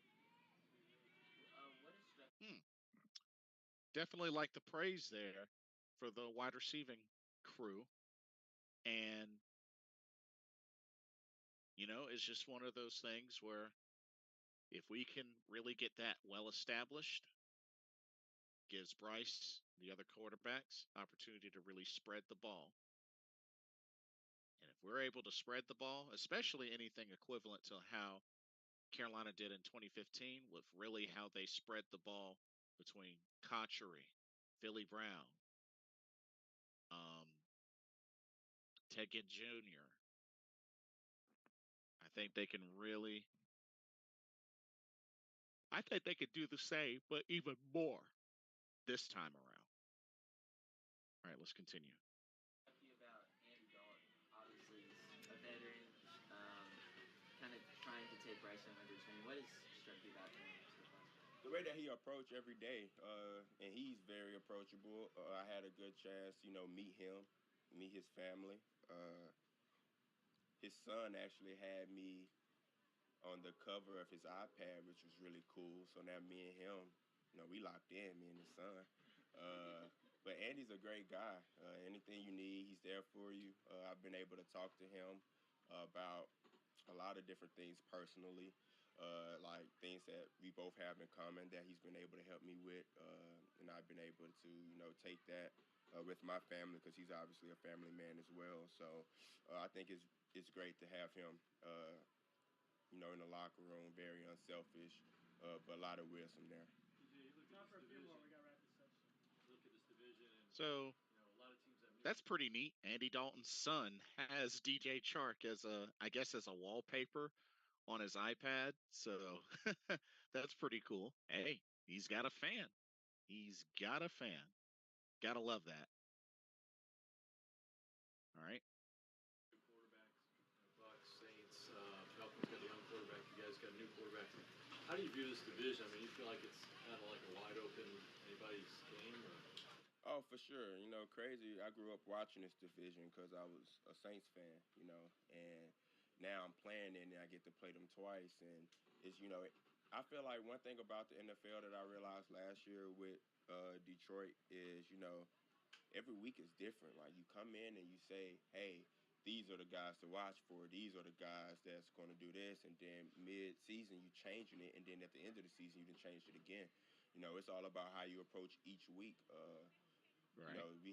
We open up with division games, but I'm pretty sure the Falcons and the Saints won't be the same team that they were week 1 and 2 when we meet them later in the season. So I think the biggest thing for us is for us to be consistent, for us to be who we are. And if we are who we are, we're going to be fine. We're going to be good. It don't matter what division we are in. But, if we're inconsistent or we shaky, then who knows? But I feel like we're going to come in, we're going to be who we are, and it's going to show. And that's my mentality. That's what the team is saying. We have to prove it, no matter what people say, how weak or strong the division is, because it changes every day. Yeah, and he's definitely right. DJ Chark's right. I mean, consistency is something that really needs to be built, which I think we had in some areas last season, even with the offensive line and whatnot, but like offense itself just was lacking that consistency. Um, so I really hope that this time around, especially with the changes made to not only the offense, coaching staff, having an offensive minded head coach, hopefully translates well this season. But only time will tell. All right. Dante Jackson's coming off a torn Achilles, pretty serious injury. You said he's still one of the fastest guys out there. How does he look to you? Oh, good. One thing you can't take away is confidence. And that's one thing that he has. And as long as you have that, it's great. But he's definitely moving very good in and out of breaks.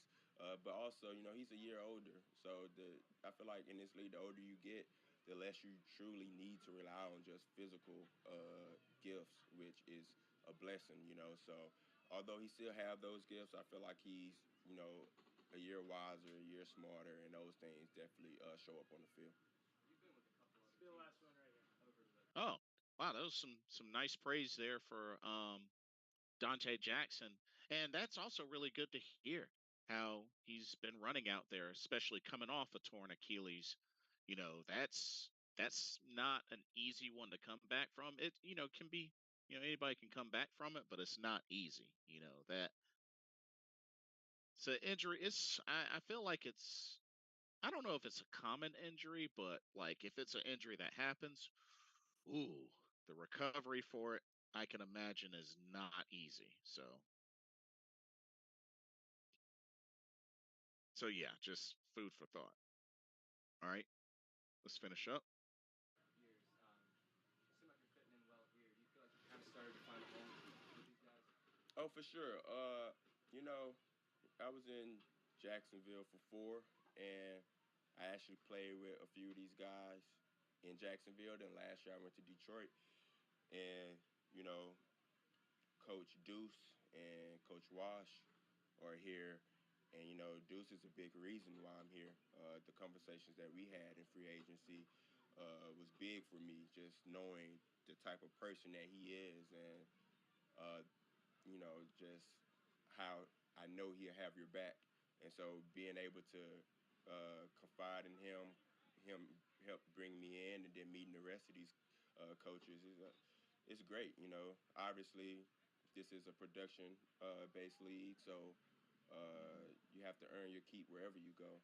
But Production as based far league, as like you said, chemistry and things I like that, agree. I feel great. I'm from the South, so being back in the South is refreshing. I'm used to the heat and the mosquitoes that's all around. So it's what I know. So and Charlotte is a great city. It's beautiful. A lot of things to do. A lot of things for my kids and my wife to do. So it checks off all the boxes for me. All right, thanks, DJ. For sure. Thank y'all. It's game day, a day where great Okay. food, friends, and family. Wow, that was actually really cool. That was really good. Presser for DJ Chark. I definitely love the responses he gave, and I think just what we wanted to hear. And he's been having a good camp, and he's pretty much has emerged like he's going to be the number one receiver on this team. So just got to keep building from that. Really got to keep building from that. So I definitely liked his responses, and I felt like he handled that really well. I think he handled that really well. So just what we wanted to hear. And he's okay. Let's do Deion Jones, because Deion Jones is one of the new pieces, one of the new big pieces to the team, especially on defense. So let's do Deion Jones,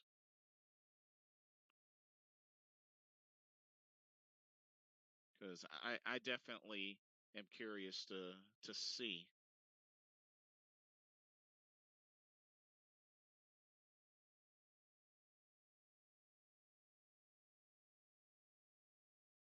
Okay. Ah, stupid ads.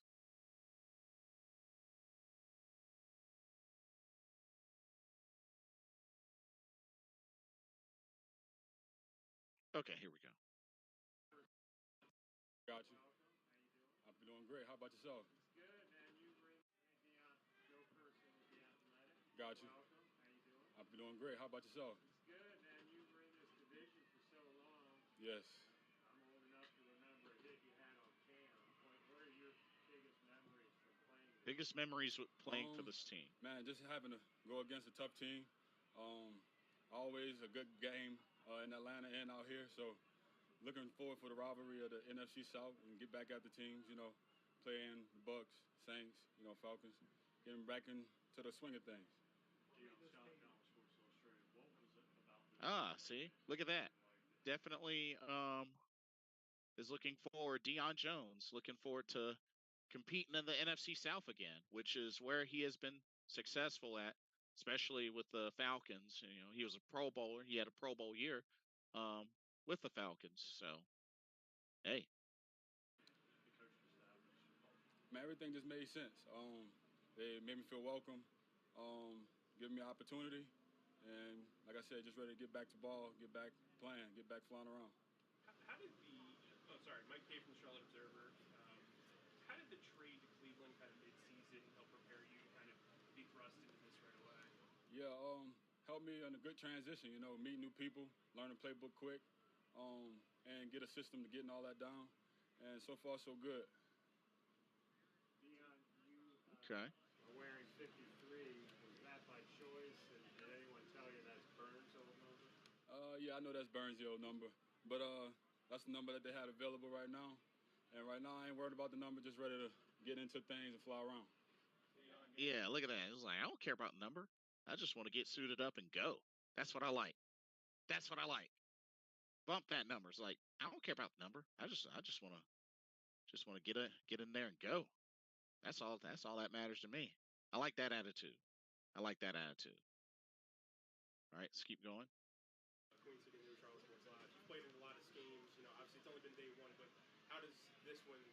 How's this one different from other ones that you played in, and how do you think your strengths? To be honest, I don't even know it that well yet to even give you that type of answer. So still learning, still, like I said, soaking everything in, and yeah. Oh, at least he's being honest. You know what I'm saying? Watching him play, of course, in the same division, his speed, how he attacked the ball, watching him fly around and trying to add to that any way I can. Dion, WCCB Charlotte, what do you think is the one thing that you can bring to this younger front seven? What do you think is the biggest thing you bring? Right now, just experience and flying around right now. Well, fair enough. Simple, straight to the point answer. You know, my experience and just being able to fly around and contribute. Pretty straightforward. You said this team made sense. Why did it make so much sense for you? Like I said, coaching staff, team, the way they made me feel welcome. Seemed like a good locker room. And like I said, I'm trying to fit in where I can fit in. Fair enough. Man, I play whatever. It don't matter. It's ball. Oh, see, it. He'll play wherever. Put him wherever he can play. He'll play. Can't complain with that. A little bit, but I'm better now, healthier. Had an off season to work. Let's do it. Hey, straight to. I like his straight to the point answers. You know what I mean? I really like his straight to the point answers. I'm doing great. So for those who aren't real familiar with your style, how would you describe yourself as a player? Fly around, hitting, try to get the ball. Love being a ball hawk. Love trying to get the ball. Love hitting. That's about it. There it is. Dion, going to Atlanta week 1, is that anything special for you, or is it just another game? Man, right now I'm just working on learning the playbook. Right now, just learning. Right now, just learning. I appreciate y'all. I mean, he kept it to the point. He kept it straight to the point. He didn't beat around like any questions. Like he answered them quick answers. Can't argue with that. Really can't argue with that.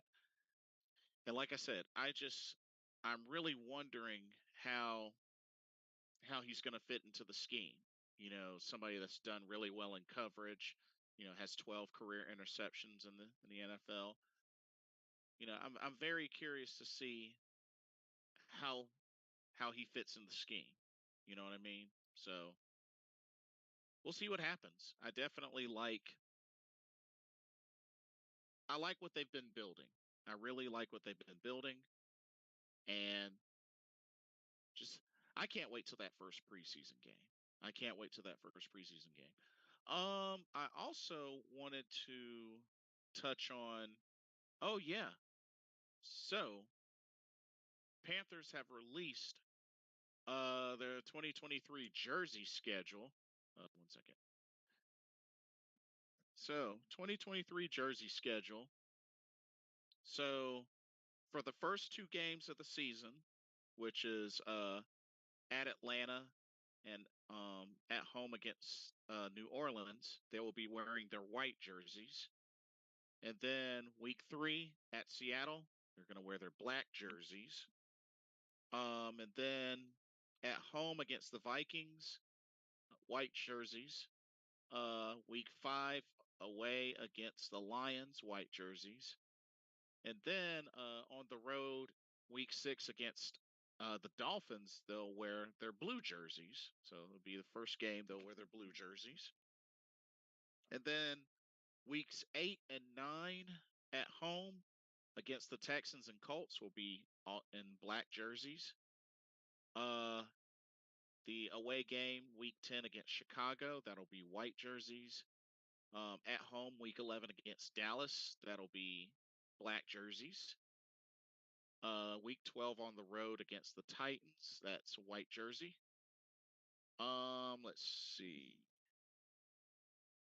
Week 13 on the road against the Bucks, first meeting with the Bucks, that'll be blue jerseys. And then second meeting with the Saints on the road, week 14, white jerseys. Weeks 15 and 16 against the Falcons and the Packers at home, black jerseys. On the road, week 17 against Jacksonville, white jerseys. And they will finish up the regular season at home against the Buccaneers wearing black jerseys.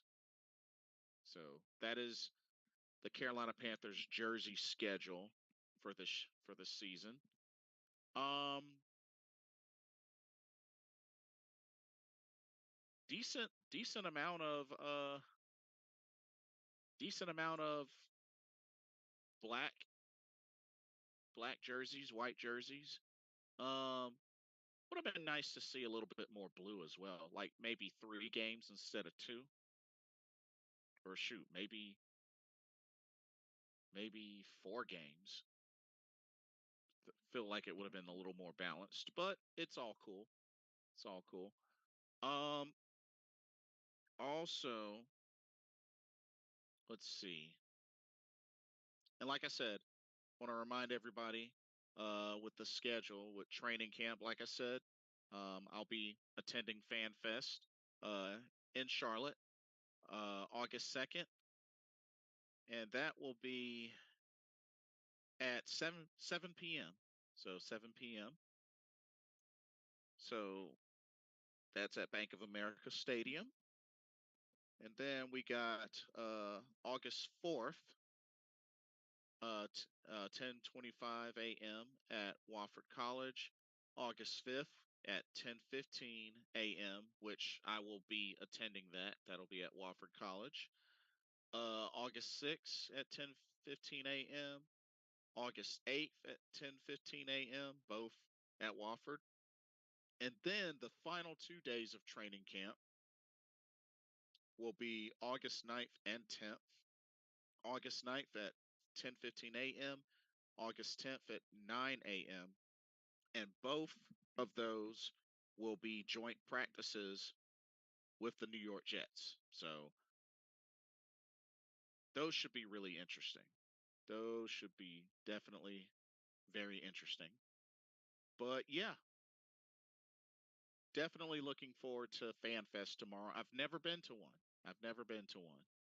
But it's August 2nd, Bank of America Stadium. Gates open at 5:30 p.m.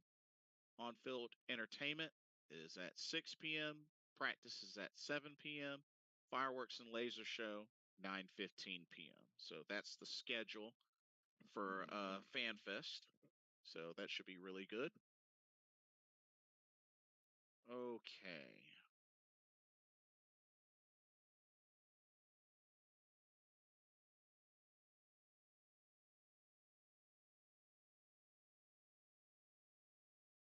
Now, looking at the actual schedule, because I know Corey wanted me to touch up on that.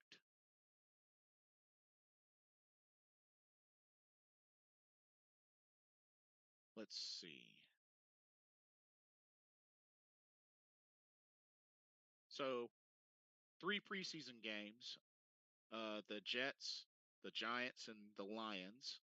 So preseason's right around the corner. So that first game against the Jets will be August 12th. That's next weekend. That's next Saturday, actually. But yeah, that'll be at home. So two games at home, one on the road. Jets on Jets at home, Giants on the road, Lions at home. So those are the three preseason games. And let's see. Uh,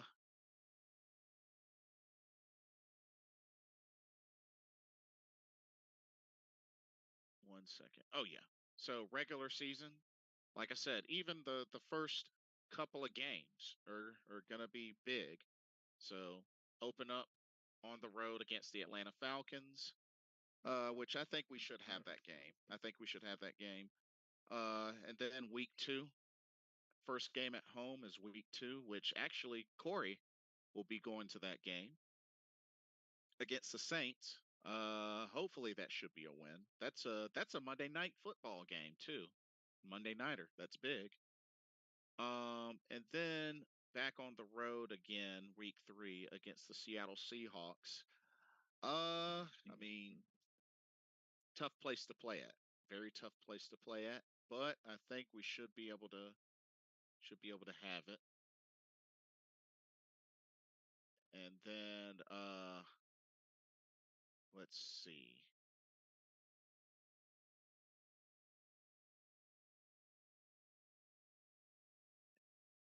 And then week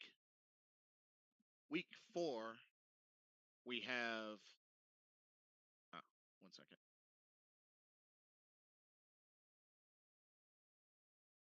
Week four is back at home against the Minnesota Vikings.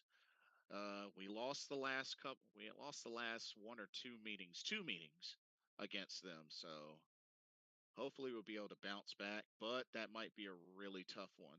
It's probably going to be a very tough one. Um, then week five on the road against the Detroit Lions. Hopefully we should have that. But Detroit's going to want revenge for the last two seasons we beat them. On the road, week six against Miami. That could be tough. That could actually really be tough. And then we have the bye, week seven. Have the bye in week seven. And let's see, week eight, we return at home against the Houston Texans, which I think we should be able to beat. Week nine, at home against the Colts, should be a win. The Bears, week 10 on the road. Now that's going to be a very interesting game. It's a Thursday nighter. So, yeah, DJ Moore is probably going to be hungry. And Soldier Field, I mean, it's a pretty big name stadium, a lot of prestige. Um, week 11, back at home against the Dallas Cowboys, could be tough. We haven't beaten the Cowboys in a couple of seasons. Week 12 on the road against the Tennessee Titans. We should be able to take them. I don't think that will be too much of an issue. I think we should be able to take them. And then the first meeting on the road, week 13 against the Tampa Bay Buccaneers, we should have them. Um, then continue on the road, second meeting against the Saints in week 14. They might get that one. I think they'll probably split with us, but we should still end up winning the division. And then week 15, home against Atlanta Falcons. We should have that. Week 16 at home against the Green Bay Packers. I'm not so sure. I mean, the post Aaron Rodgers era remains to be seen how that goes. Remains to be seen. But let's see. Jacksonville Jaguars week 17, the last away game of the season. Which probably will lose that, but that's going to be tough. That's New Year's Eve. And then week 18 we end the season on the at home against the Bucks, which we should be able to win. So overall, I mean, looking at this, they really should at least get 10 wins. At least. At least. And should end up winning the division. We hadn't won the division since 2015. So, yeah, it's time to fix that. It's very much time to fix that. So, but yeah, we'll definitely see what happens. And I know that, the anticipation is real. The anticipation.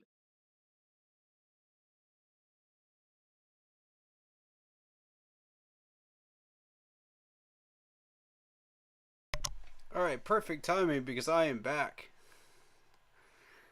Um, hopefully I didn't miss too much.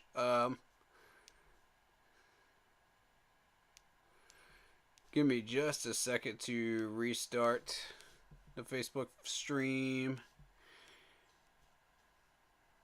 Um, and then I'll join you guys. Um, what's up, Lock Poppy? Shout out to you. Appreciate it. What you missed is I had a medical emergency to take care of, so I was gone for about 30 minutes. But I kind of let Lock Poppy Blitzball kind of take over the stream for a minute. Give me 1 second. There you go. There you go.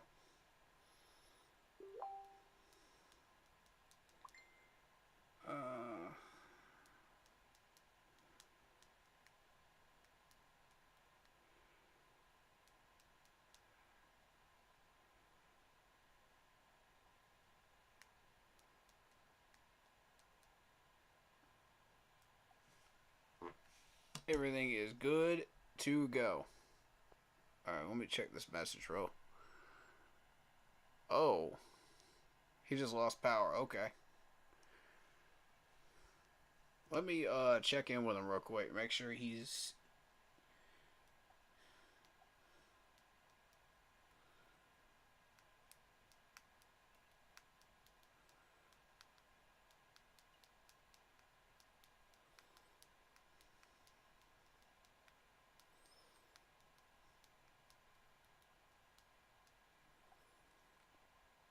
Okay. Ironically enough, he lost power right when I got back. So, um,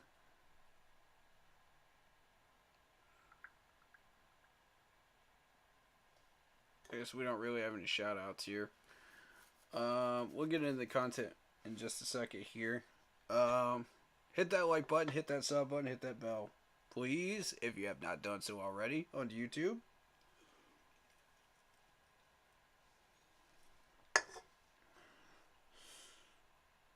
We are awaiting word on what's going on with him. Real quick.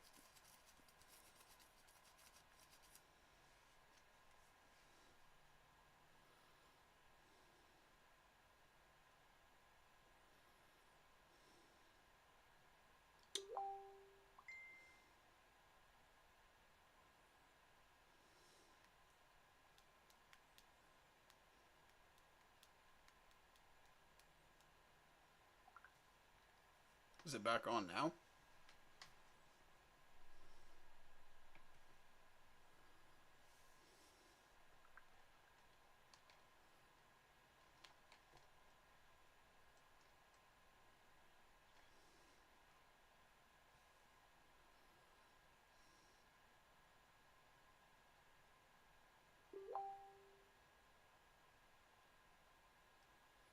Okay. Alright.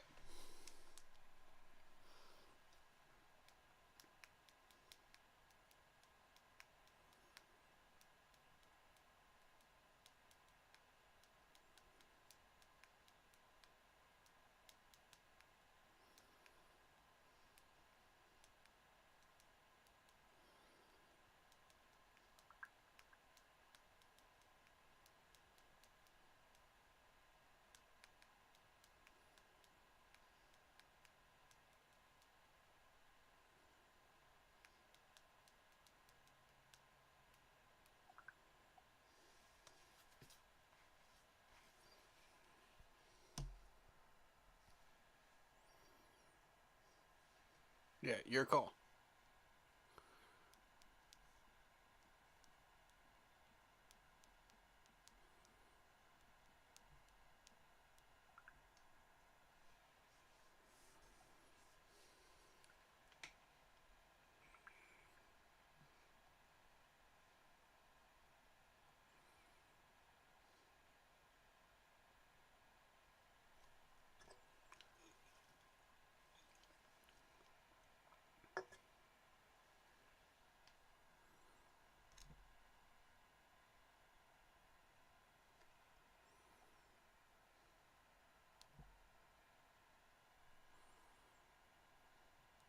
Ooh, we just got word that Alvin Kamara is expected to meet on Wednesday with Commissioner Roger Goodell.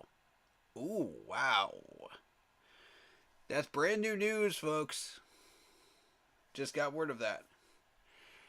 The Raiders also released tight end O.J. Howard.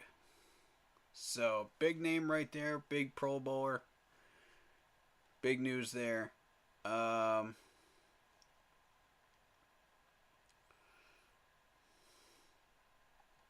the Zoom link is dead for right now.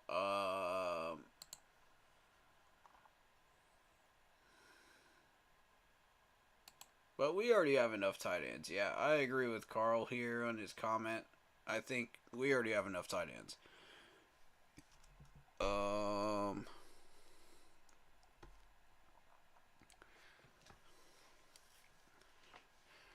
What's up, Keep Pounding Crew on Facebook? Sorry about the delay.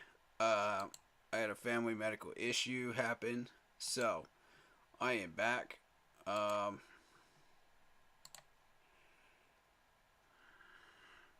If you guys want to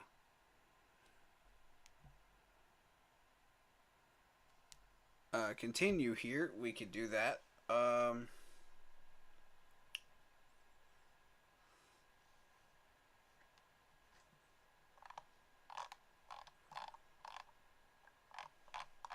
Alright, so finishing up my recap of day 4. If you guys haven't seen it on Facebook, I did post a long paragraph. I think we've covered a lot of it. But let's move on to Shaq. Shaq got a pick off of Bryce on Saturday. And from what I'm hearing, he actually blew somebody up in pads, So, although that could have been, Von Bell. Well, either way, I'll give credit to both. Because really, both do an excellent job. When they got the pads on. So,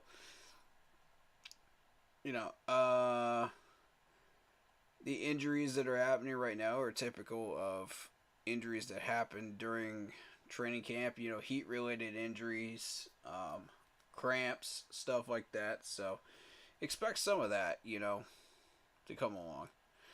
But, they're working on ways to reduce those.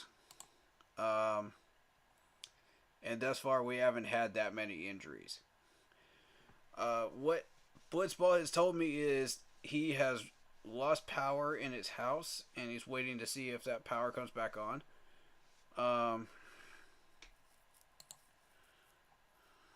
And if it does, he'll rejoin us, possibly. Although we do have FanFest tomorrow. Technically today.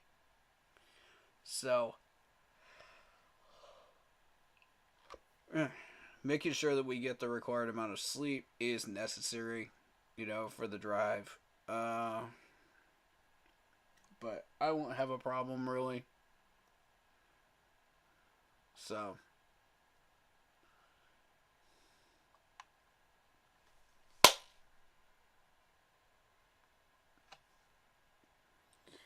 I think this is a very, very interesting training camp day, day 4.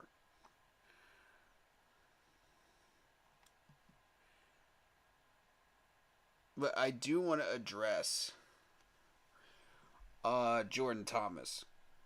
Now, this is Jordan Thomas' second fight he's gotten in 2 days. What's going on here?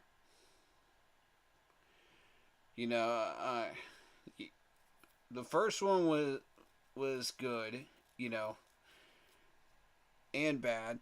Take it for what you will. That's gonna come. That's gonna go with training camp. You're gonna have your fights, but when you're the same one that gets into a fight the second day around after the first one, and you don't learn from those suicides that everybody had to run on Saturday, that's when I just go, what's going on here? You alright, Jordan? You good, man? I don't like seeing these players pick fights 2 days in a row. That's not healthy. Now, just one random fight, is fine. It's healthy to get those emotions out. It's healthy to get to push that energy. To push that energy, in training camp. That's normal. But when you got it 2 days in a row and it's the same player, it's like, that ain't the reasoning no more. Something's up. So, I leave that question to you.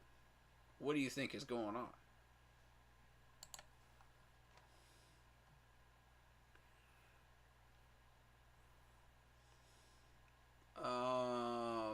Today on Monday he scrapped with BJ Wilson. So there you go.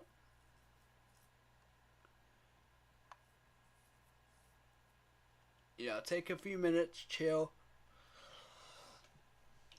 Ugh, I'm yawning a lot right now. I apologize. I'm trying to stick it out for you guys, alright? But, yeah, it can be harmful and toxic if this continues. If you gonna do like a fight every day and you're the same player, there's something else going on here. I don't like that. So I would like some answers on that right there.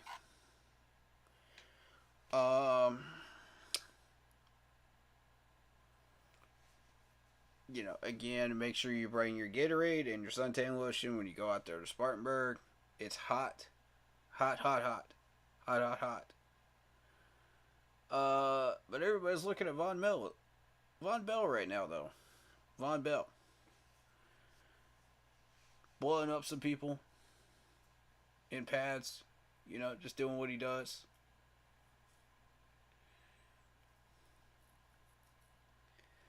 But shout out to O-line for opening up those gaps for Miles, Chuba, and the other running backs. They're doing a great job. And there was supposedly some plays where they pushed those gaps. And they pulled at the right moment. They pulled in the right way. And they used proper technique, which is good. Man. Sorry, I'm just tired this week. It's been a busy week. I've just been really stretched thin. But I'm doing the best I can for you guys.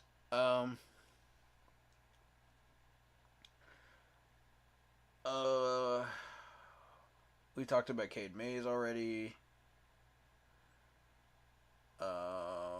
Let's see what the rest of this week brings us, though.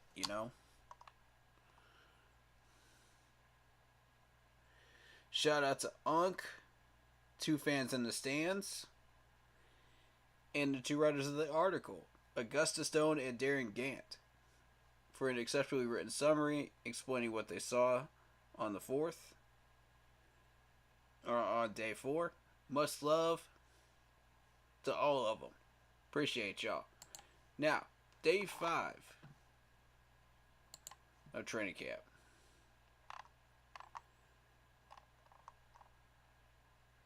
Let's get into that.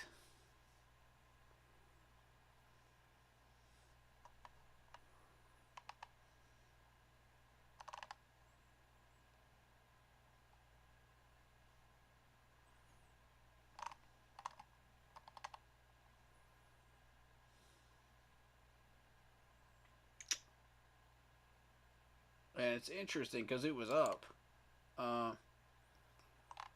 It was up for a little while. We got FanFest coming up, so if you have not bought those tickets, do that. They're $5.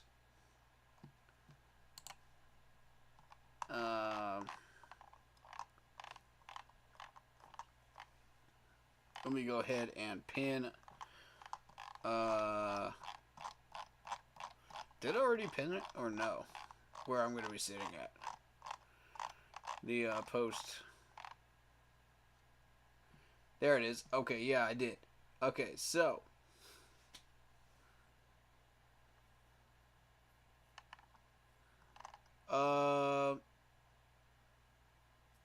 Look for my picture that I'm going to post on the page of where I'm sitting at. Okay? That'll help you find us. Because we're not moving once we find our seats, you know? Definitely not moving. Most likely it's going to be on the lower bowl. Let me pull up the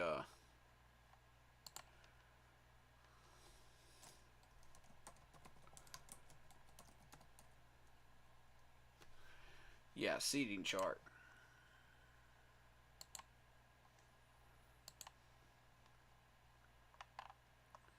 Alright, so most likely it's going to be right around there at 120. So be looking for that. I'm thinking 127 could possibly be an option as well. So maybe around that area. I'm not sure where we're going to be sitting specifically. Because every time I go in here, I'm sitting somewhere different along the lower bowl.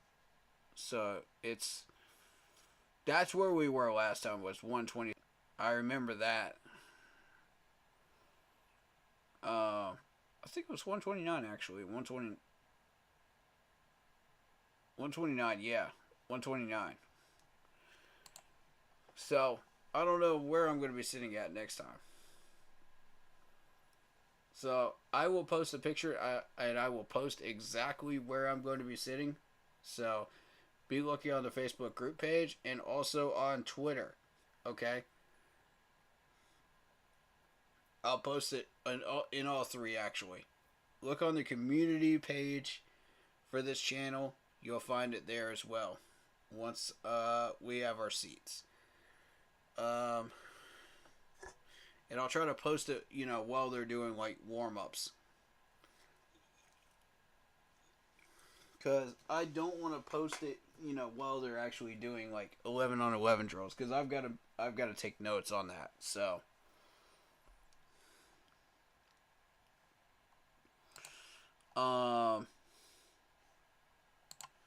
That's realistically what we're looking at.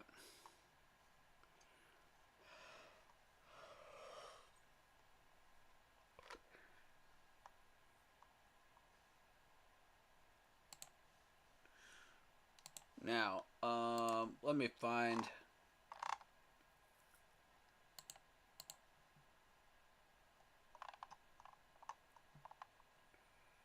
I want the day 5 observations. Because we're at day 5 now. Correct.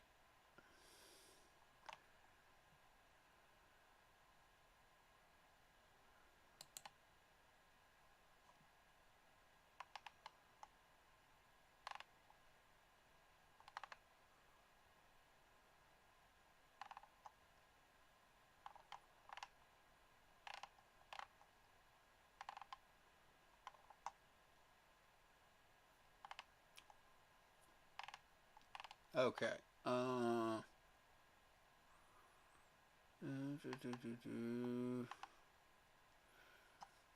Times, yeah. Yeah, that's day 4. I'm looking for day 5 info. So if anybody has any day 5 info, we'll talk about it. I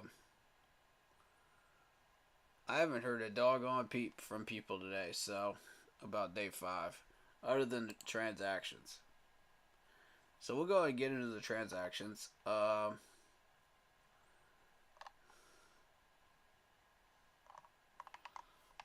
Let's hit it up. All right, so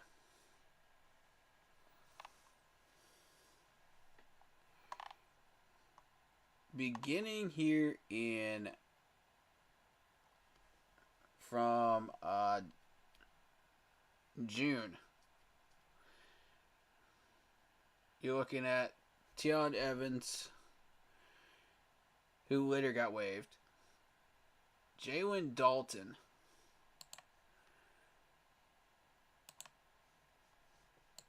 who also got waived. He was the first to get waived. Only a few days later. Vernon Scott, the safety. Greg Maben, the corner. Josh Thomas, we signed off waivers. We claimed off waivers, actually. Taylor Stallworth, defensive tackle on the 30th. Miles Dorn, also on the 30th. We waived him. So, Marquez Stevenson, on the 26th of this month, was the first one to go. We signed Javon Wims. We waived Tion Evans. We signed Jake Lutton. Bravion Roy, we already talked about, was replaced by Brian Ray. And Deion Jones got signed here, as well as Nick Thurman. That was all things that happened in July. Now today, John Pinastrini failed physical. Got waived. If you fail your physical, you're going to get waived. And surprisingly, Aaron Mosby. And that's a name people should be familiar with if they were paying attention to training camp last year. He was in here last year. And he didn't make the second cut. He barely made the first one, I think, if I remember right. God, it's been so long ago. It's been a year ago.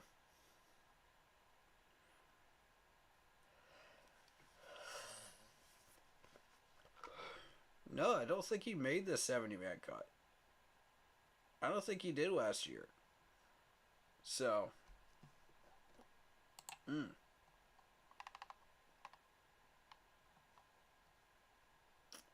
that's that. I'm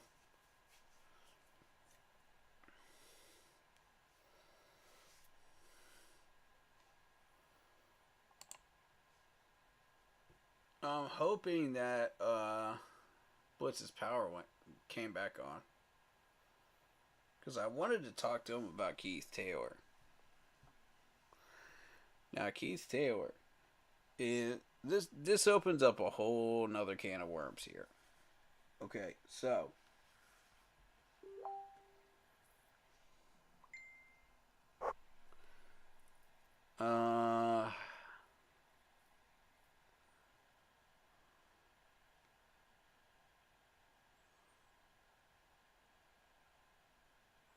okay, so still no luck on his end. His power's still not back on. Okay.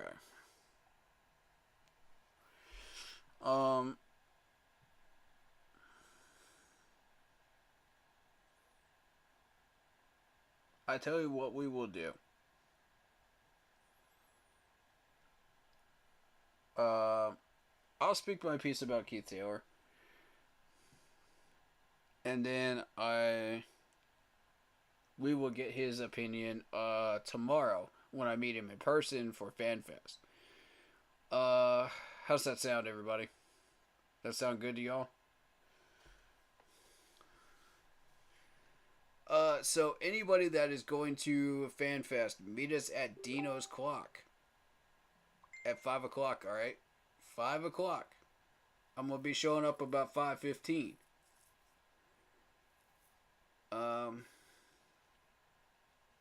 But get there early, alright? Just chill out in the parking lot, wait for us, alright? If you guys want to come out and say hi to me before FanFest, that's where I'm going to be at. If you've got tickets to FanFest, come join us, alright?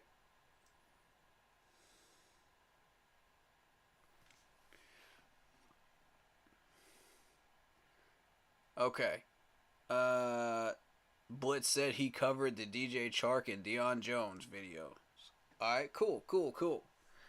And then covered the schedule. In his opinion. Of what he thinks might happen.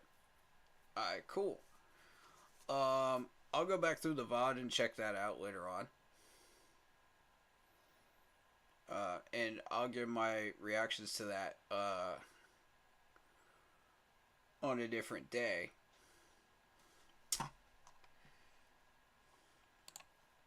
As of right now, they're saying that Deion Jones is,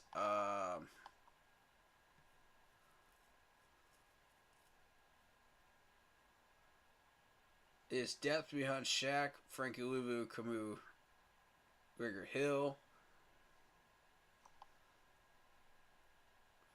And he made the Pro Bowl specifically in 2017. Second round pick for the Falcons. Ugh.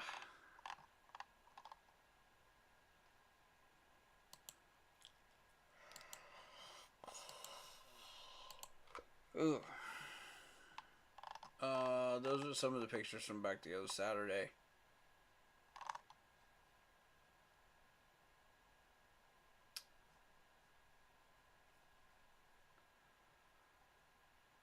Let's see. Is there any other topic that we really need to discuss? Oh, Keith Taylor. Congrats on that pick today. Congrats on that pick. I did hear about that. That was the only thing I heard about today, though, other than Bryce Young and the short passes. Oh, wait. I think my man might have the info. David Screws might be able to save us here. Well, hold on 1 second.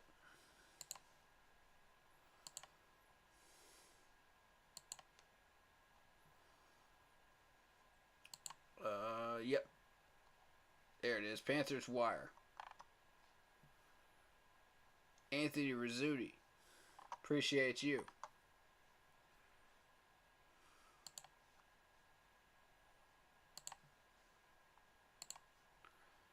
Alright, so.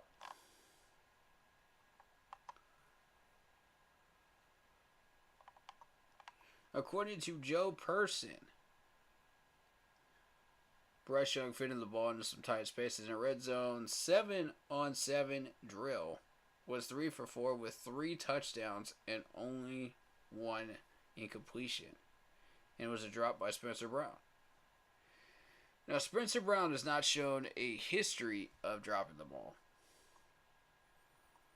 So, I'm going to let that go as a one-time thing, you know? Because I don't think, you know, without calling him out. Because I don't see any issue there.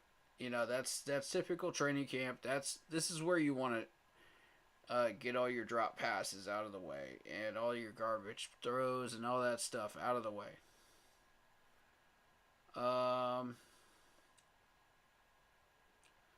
According to Nick Carboni, great placement across the middle by Young to hit Ian Young in stride on a crosser. You mean Ian Thomas, right? He means Ian Thomas. we'll we'll help you out. There you go. Right on him. Also slide touch to Chenault on the sideline a few throws earlier.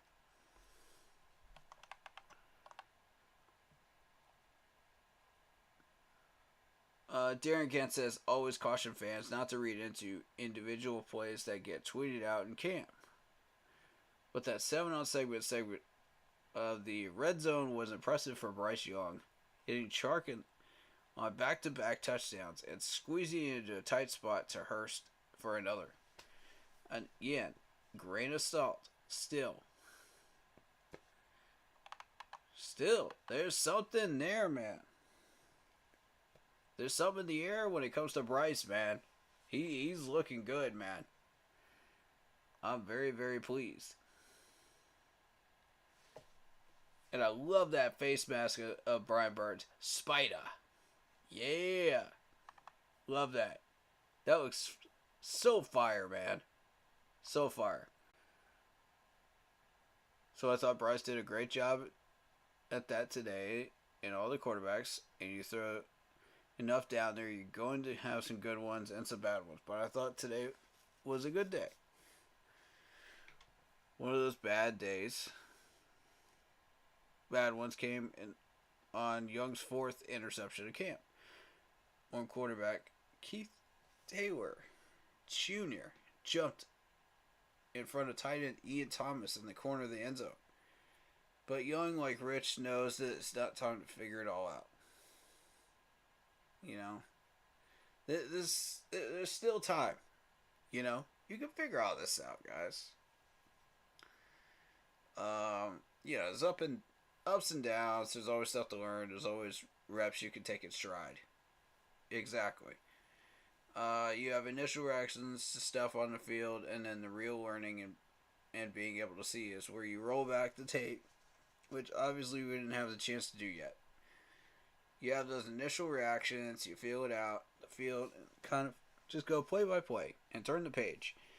And now that practice is over, we're going to go into meetings, we're going to watch it back. Yeah.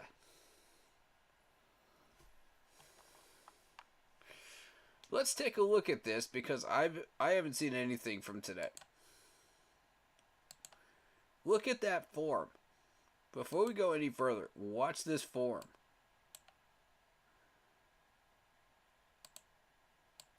Look at that form right there. Beautiful. That's what you want.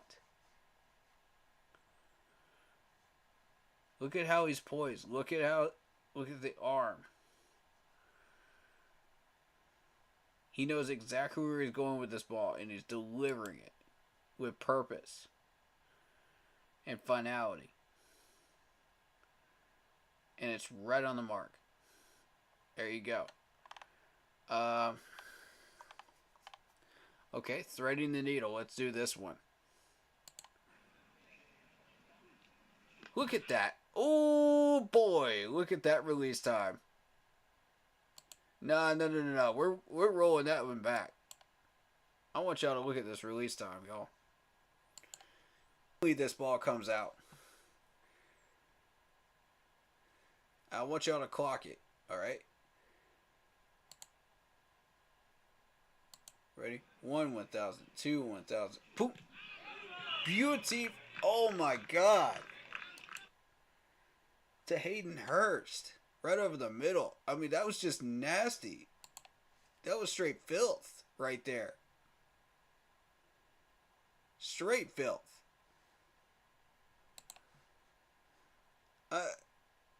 This is what I mean when I keep talking about the release time. I want y'all to watch this one more time. Clock it for yourselves, ladies and gentlemen. As soon as that ball hits his hands, clock it. All right, ready? 1, 1,000. 2, 1,000. Jeez. You blink, you miss it. That's what I keep telling people. If you blink, you miss it. Look at that. There ain't no way. There ain't no way, bro.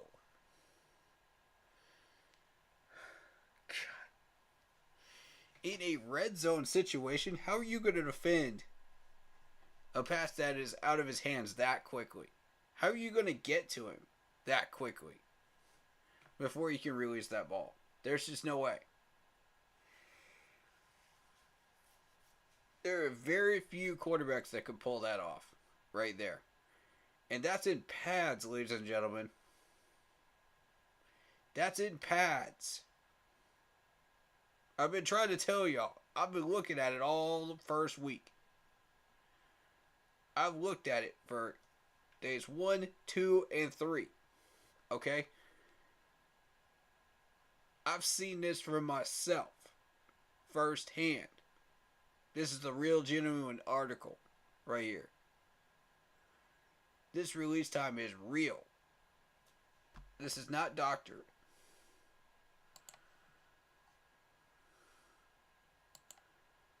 That is one of the most impressive release times I've ever seen in the game. So, God, that's beautiful. I could watch this for hours, honestly.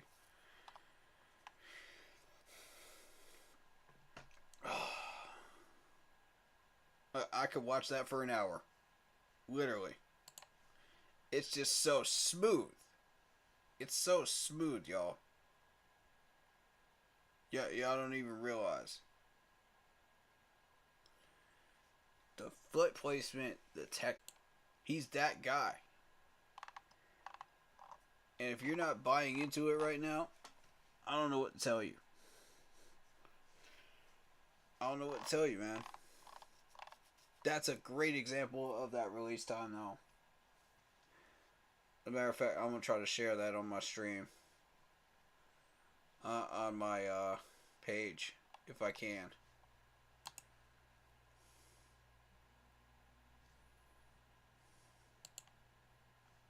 Can I?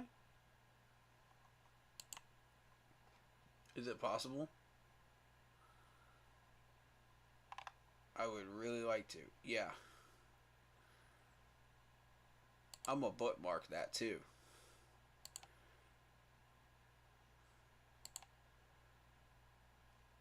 Let me tell you something. When you see something like that, when you see something like that, bro, I'm trying to tell y'all.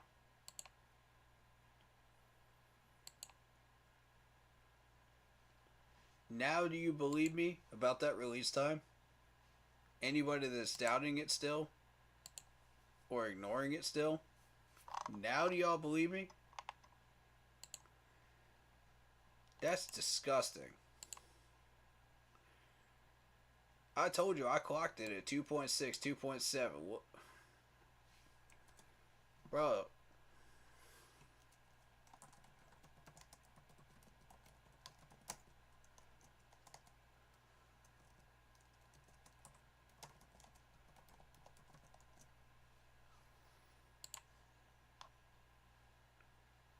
And on target without breaking stride.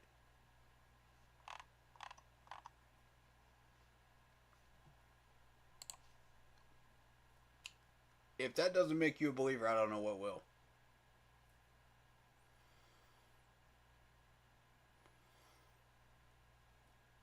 In that release time, in that technique, everything that Bryce is. If that does not convince you that this dude is winning the number one battle, I don't know what does. Because it sure ain't Andy. Andy is not winning that battle right now. He has not proven anything to me.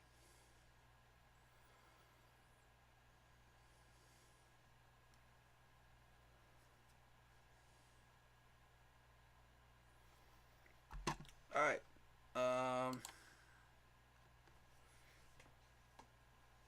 So for Keith Taylor, You got that pick now under your belt. What else are you going to do? What else can you do? I think that's the bigger question. What else can you do? Because now that you've shown us that, can you do more? I'll take pass deflections if that's all you got. If that's all you can offer, I'll take pass deflections. If you got another pick in you, show us that pick. You know what I'm saying? Dig deep. I want to see the animal that is Keith Taylor, man. I want to see the animal. Show me that.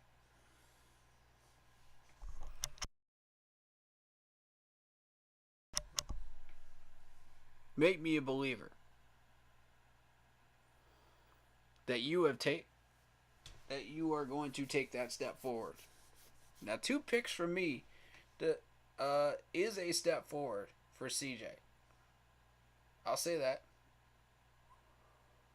But is it enough of a step forward to lock him in at number 3? Right now, no.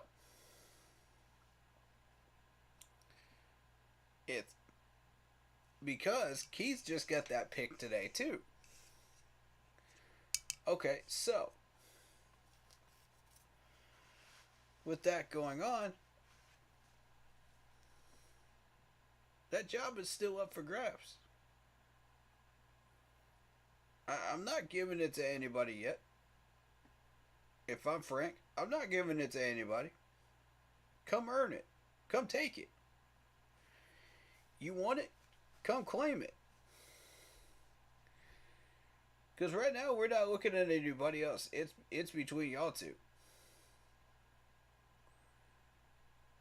We got some people in the wings, but you know, right now it's between y'all two. Who wants it? I don't want to hear any more of this. By default, this player gets this position. No, stop that. This ain't the 2000s anymore. The early 2000s. We're not doing that no more. This isn't Madden. You want these spots, you got to come claim them. And that goes for anybody that's sitting in the starter position right now that thinks they're comfortable. Claim your spot. Don't let anybody else claim it for you. Claim it yourself. You're a starter for a reason. Play like it, you know? You've earned that spot before. Earn it again. You know what I mean, guys? Come on.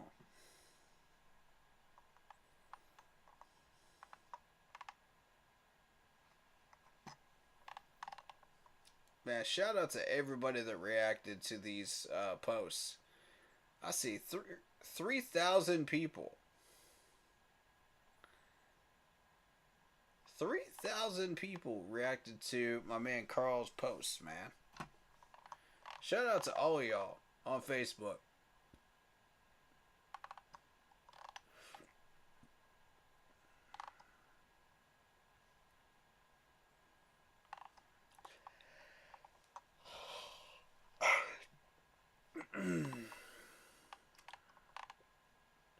I see that 1.8 thousand right there.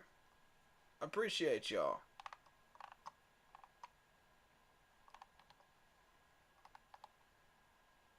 I'm going to leave this up on the screen for a second. Shout out to all of y'all. Much love to y'all. That's what's up right there. That's love. That's love right there. From my moderator. That's love. My man Carl here, man. He does excellent work for us, man. And he never gets enough credit around here. He never gets enough. David Screws does a lot of work for me behind the scenes too. Shout out to him too. For all his contributions. Shout out to Dimitrik. and Torian. These guys have been very, very loud contributors for me. Shout out to anybody else that's been a major contributor for me. Especially my first YouTube partner, Carol.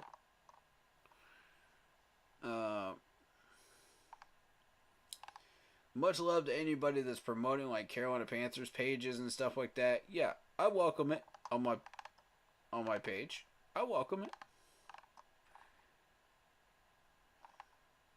I will welcome that. Any groups that y'all want us to join, I welcome it.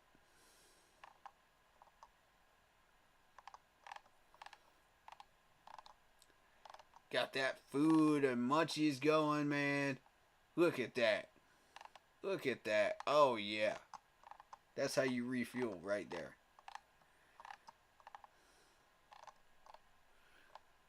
Hey, shout out to Alan Jr., man.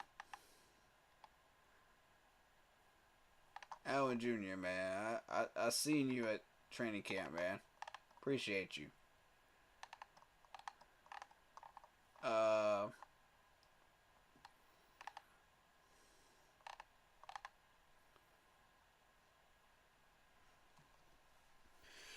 And I see people throwing up like short clips of stuff every once in a while, and I say, okay, you know, if y'all are allowed to throw up short clips and not get in trouble for that, why am I getting blasted for it? Why do y'all not like me doing it? And then I thought, okay, how do you plan on using that context? That content that you're creating. That's the secret, man. They don't like my content out there. I got some haters out there, y'all. I got some haters in the media. Hey, hey. Shout out to y'all, though. I got love for you, though. You can keep throwing that shade. You can keep throwing that toxicity at me. I'm going to keep showing you love. That's who I am. I'm going to call you out, but I'm going to keep showing you love. Even if you don't deserve it. That's who I am.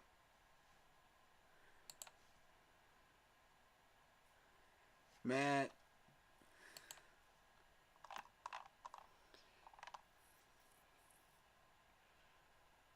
I like LaVisca right now. I like him.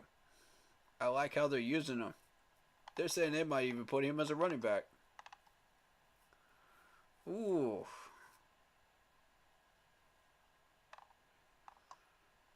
I love the fact that Brian Burns is more concerned about this team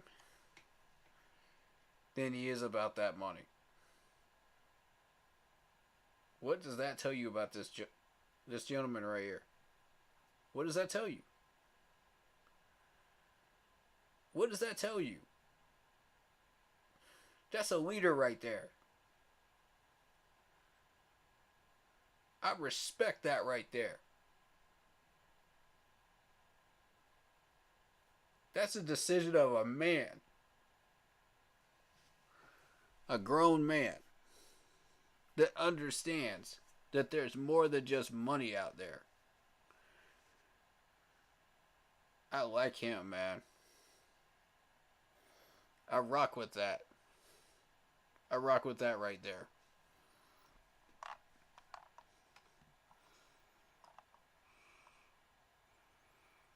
You know, and my thing is, man, Bozeman is the same guy, man. He's the same type of guy. You know, so are many others on this team. They see beyond the money. They see what we're building here. You know, from the offensive linemen to the defensive backs to the safeties to the wide receivers, they all see it. They all see it. And they don't. Look, man, some of these guys took pay cuts just to stay here. They took pay cuts just to stay here. That's how you know we got something special. In the past 7 years, have you ever seen some of these players like actively say to the media,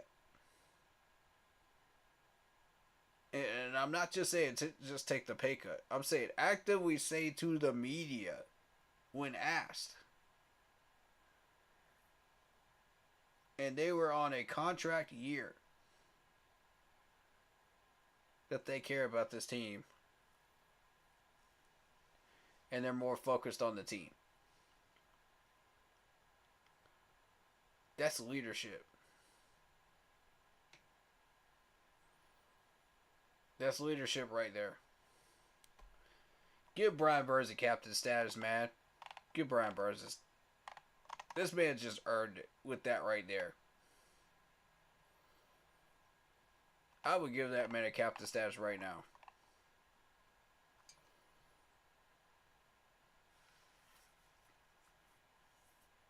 Bryce Young gets a captain status.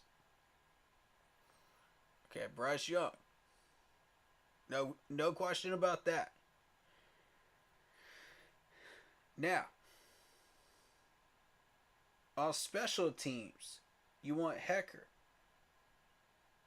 getting that special teams captain honors. Okay? Alright, so that's 3. That's 3. Our number 1 wide receiver should get one. Debatably. Personally, I would rather see it go to Miles Sanders. I think Miles Sanders will have earned it. And Bozeman. Bozeman deserves that captain status as well. And if you want to add one more to that conversation on defense, let's throw in Frankie Louvu, man. Frankie Louvu, captain status, man. Y'all, maybe Derek Brown as well. It's hard to argue with that, right? Those names right there should be up for discussion for captain status. Right now. I mean, it's not even a debate that those names are on the list for captain status. Personally, the first one I would give it to is Bozeman. Bozeman, hands down. Second one I would give out is to Bryce Young. Third one I would give out is to Brian Burns. No question. Those guys have earned it. Now, the question from that point on is, do you want one of your captain statuses to go to a special teamer? If you do, obviously, it goes to the one, the only, former Ram. So, that being said,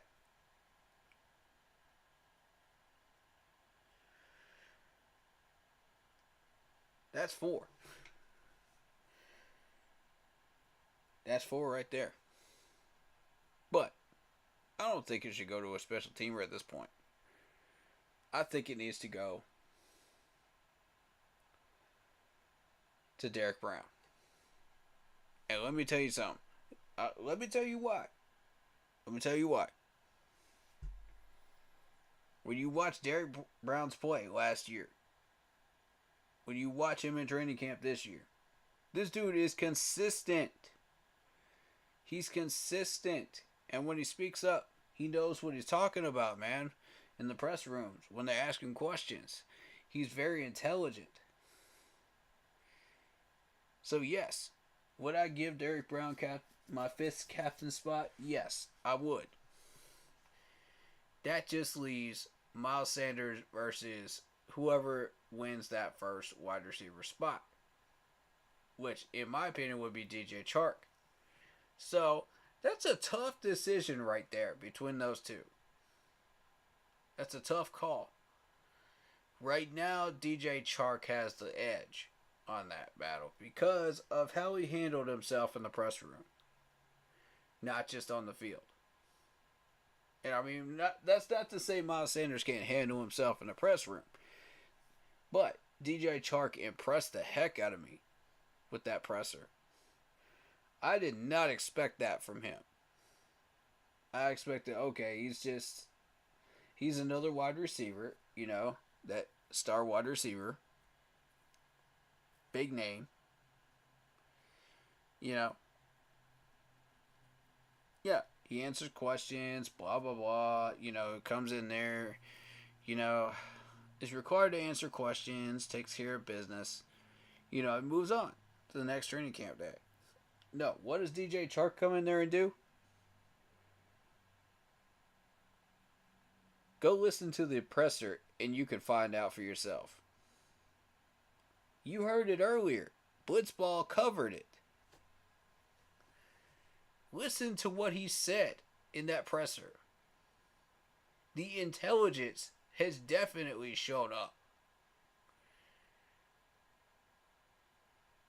I'm buying into DJ, man. Yeah. DJ's my guy. No question.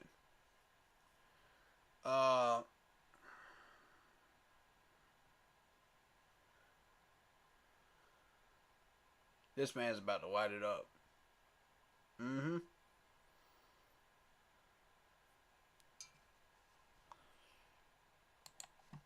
And at this point, nah, I ain't gonna say what I'm about to say.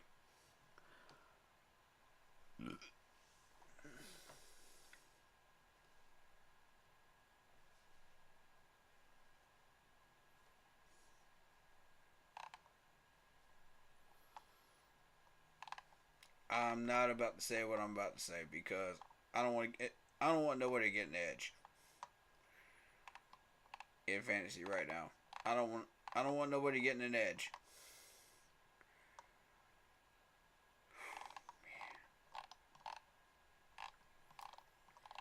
That release time though. Like Bryce. I mean, you can't.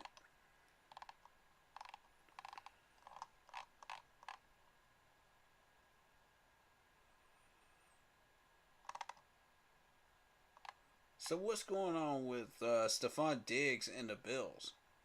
What's going on there? Is there a little beef going on there? Let's listen to Steve Smith real quick about that.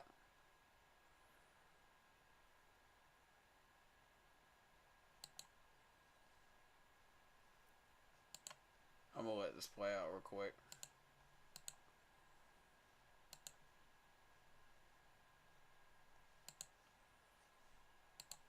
Nah, let me start it over with sound.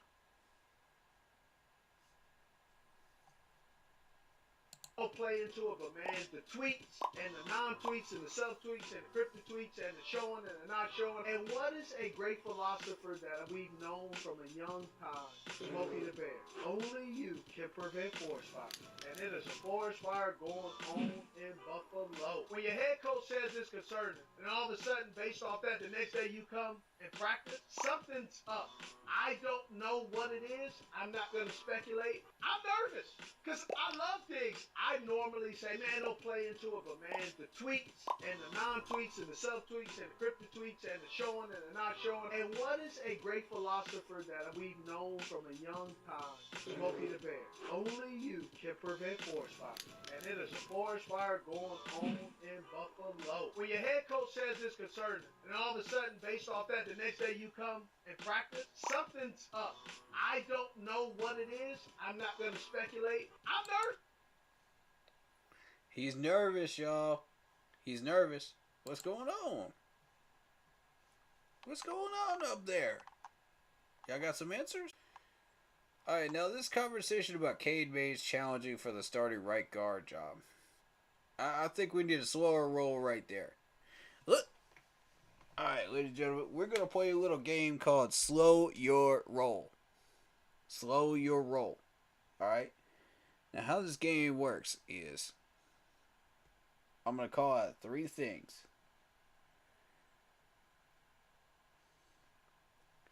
And the 4th thing is the one that we don't need to slow our roll on. Alright? So let's play a little game. Y'all ready? Let's play.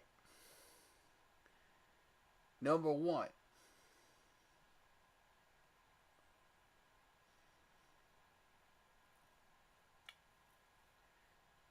We have overrated Taylor Moton. Slow your roll or not? You decide. Number 2. Slow your roll. Cade Mays could challenge for the starting right guard job. Slow your roll or not?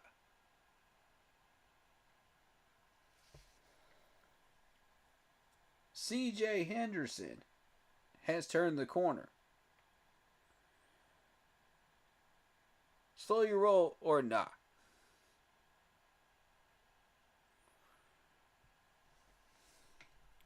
And number 4.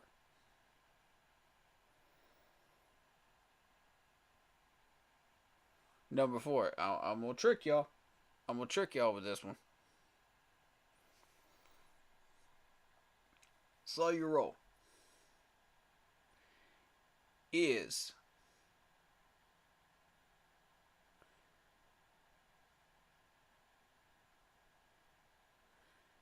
there a concern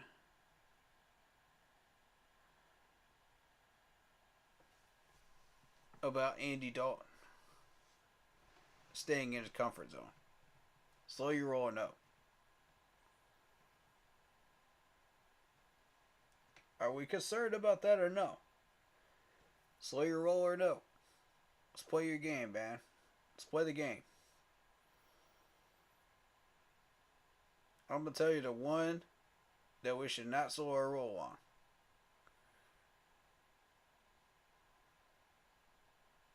I'm going to tell you the one that we should not slow our roll on right now. Alright? And it's not Cade Mays. We're eliminating that one.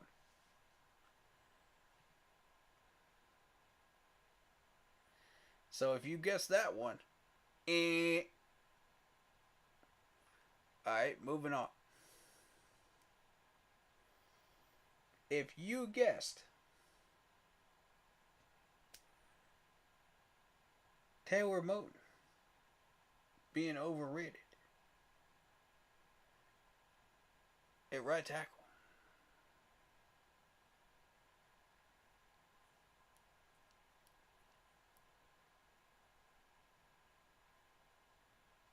that is a slow your roll moment. Slow your roll. He is not overrated. And if you guessed the third one,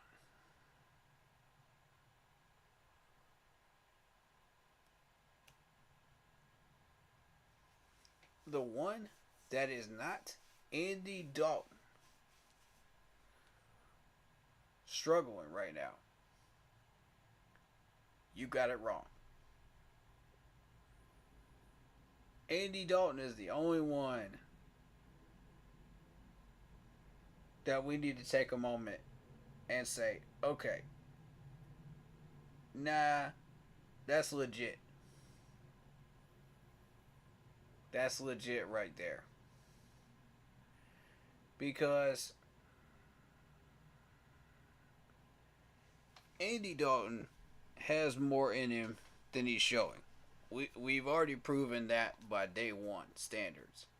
Okay? Day one standards, it's true. Alright?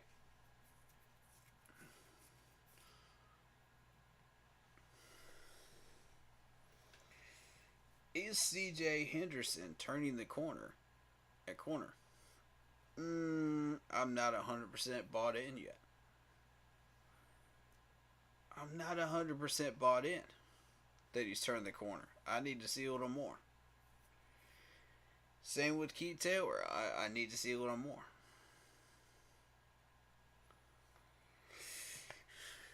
Is Andy a concern? Yes or no? If your answer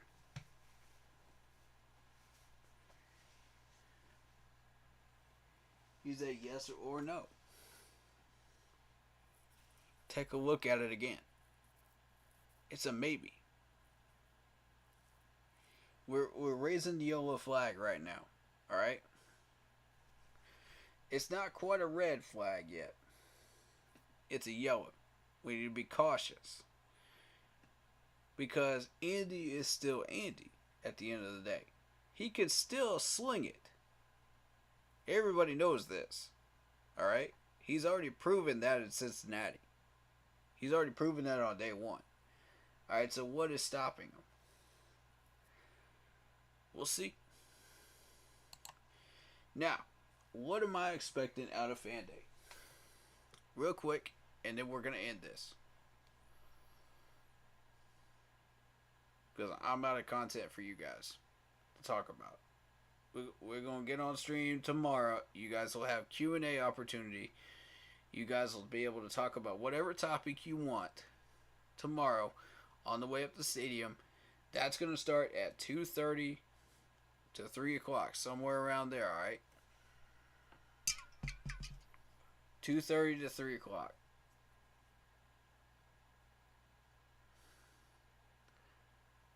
Now, I'm going to ask you guys, keep your comments in short sentences while I'm driving, alright? That way I can read them all quickly and give you a quick response. Or a detailed response, depending on what that topic is. You know, I can talk, but I need to be able to drive. Alright, so short responses, please. I'm gonna, for anyone new, short responses, and it's good. We're gonna be doing this on Facebook on the way up there, and YouTube on the way back. Alright? YouTube on the way back. So that way we can talk about Back Together Saturday. We could talk about all these players. We could talk about what we need to talk about. You know.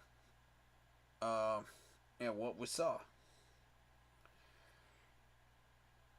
Again, anybody that wants to join us at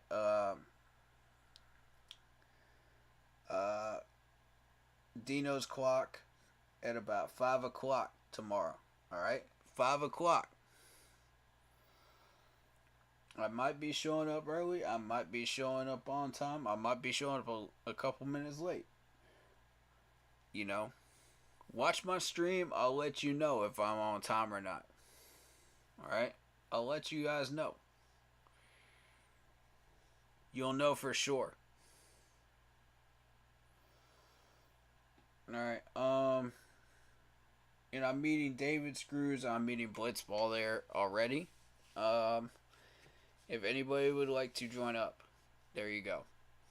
And we'll let you guys know via picture where we're sitting at through all our social media accounts. Alright, check all 3. You know, check all the official pages that I'm posting on. I will be posting that picture everywhere. Alright? Everywhere. So y'all have no excuse not to know where we're sitting at during Fan Day. So you guys can come over during workouts. You know? But once they start those 9-on-9s and 11-on-11s, that's when I gotta take notes, guys. Alright, so that's when you'll get to say hi, but you know, I'll be focused on that. But you'll be able to say hi to Blitzball, and he'll be able to entertain you and talk to you. More so than me. So, That being said, it's crazy. This is yet another YouTuber I'm going to be meeting in person. And I've actually worked with him now for a good 4 or 5 months. And I've really enjoyed that time. And I'm really looking forward to this. So, that being said, come say hi. We don't mind it. Come say hi. We're very approachable. I've heard that C3 is going to be there. I've heard like a couple of other YouTubers are going to be there. I don't know who specifically, but I've heard that they will be there. So,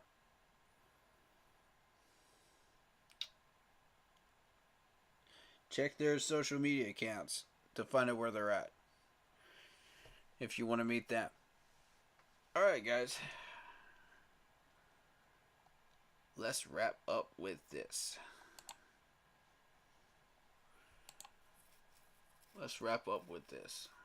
Final thoughts. What am I expecting out of Fan Day? I'm expecting a fun, relaxed practice.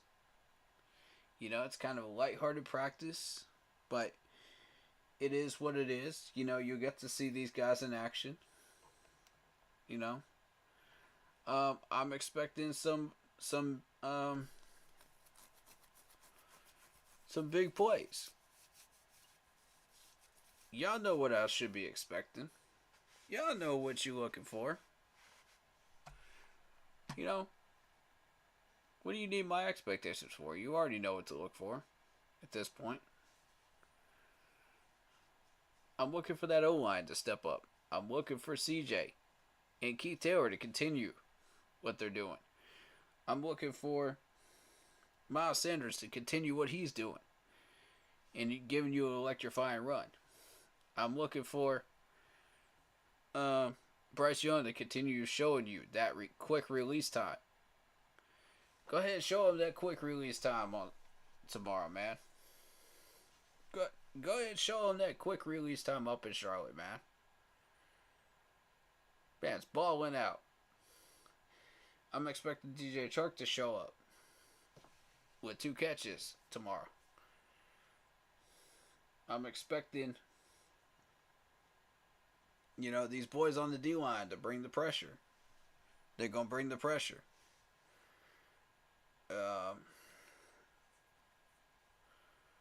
I'm expecting the tight ends to get a little work.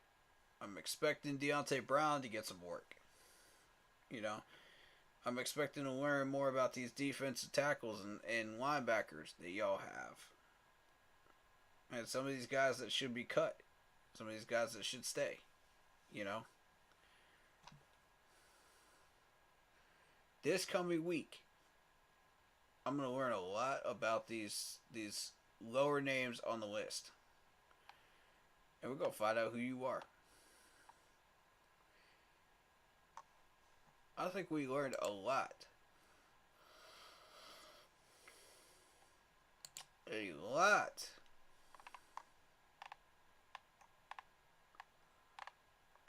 This week, in particular, about Camus Gregor-Hill. I think he's a really good linebacker. I think he can compete for a spot on this 53-man roster. What do y'all think? Y'all think he's got a shot? Give him some love if you think so. Show him some love. Because he showed us some love. He came up in this chat, man, and he answered a couple of questions for us, man. And called me out on something, man. That's what I'm talking about, man. I want these players to come up in here, man.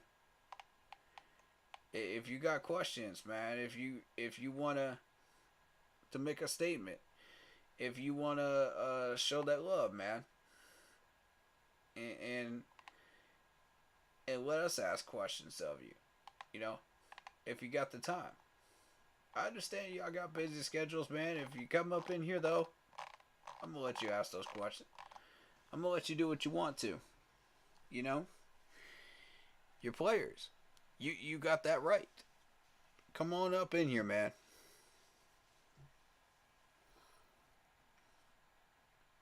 You know, and we welcome you with open arms. This entire group loves you, and you know, we're open to having conversations with you, man.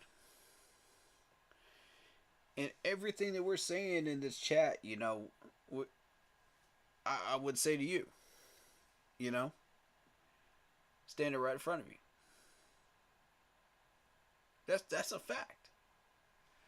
That's a fact. Hey, anybody that's struggling right now, you know how to improve your game. These coaches are teaching you how to improve your game. So listen to them.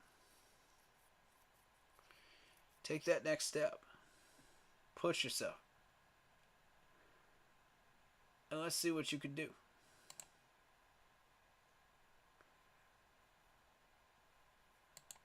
That being said,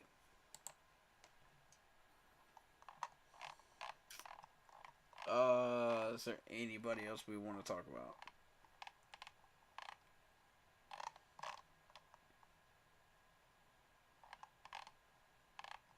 Anybody else?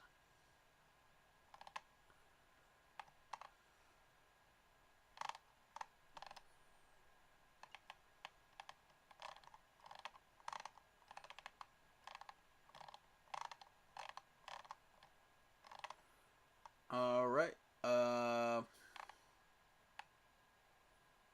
gonna call it a night.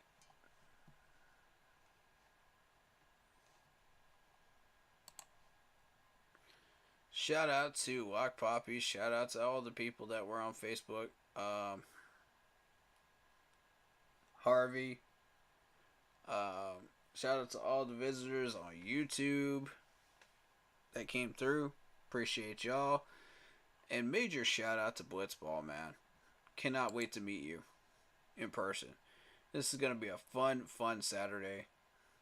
Can't wait to hang out with my boy David. And all of you as well. We got to do a meetup during the off season, y'all. We got to do a meetup. That's got to happen. That needs to happen, y'all. We're going to make this happen.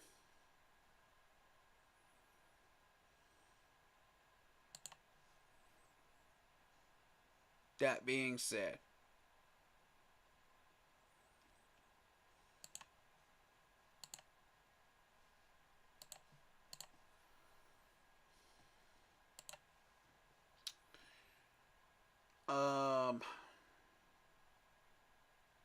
I really don't feel like there's anything else we need to talk about, guys.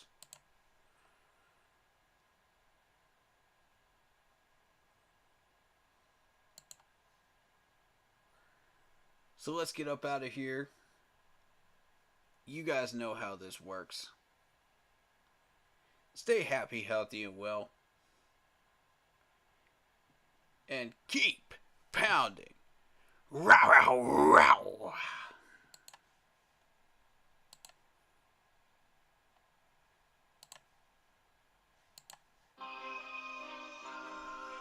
Ooh.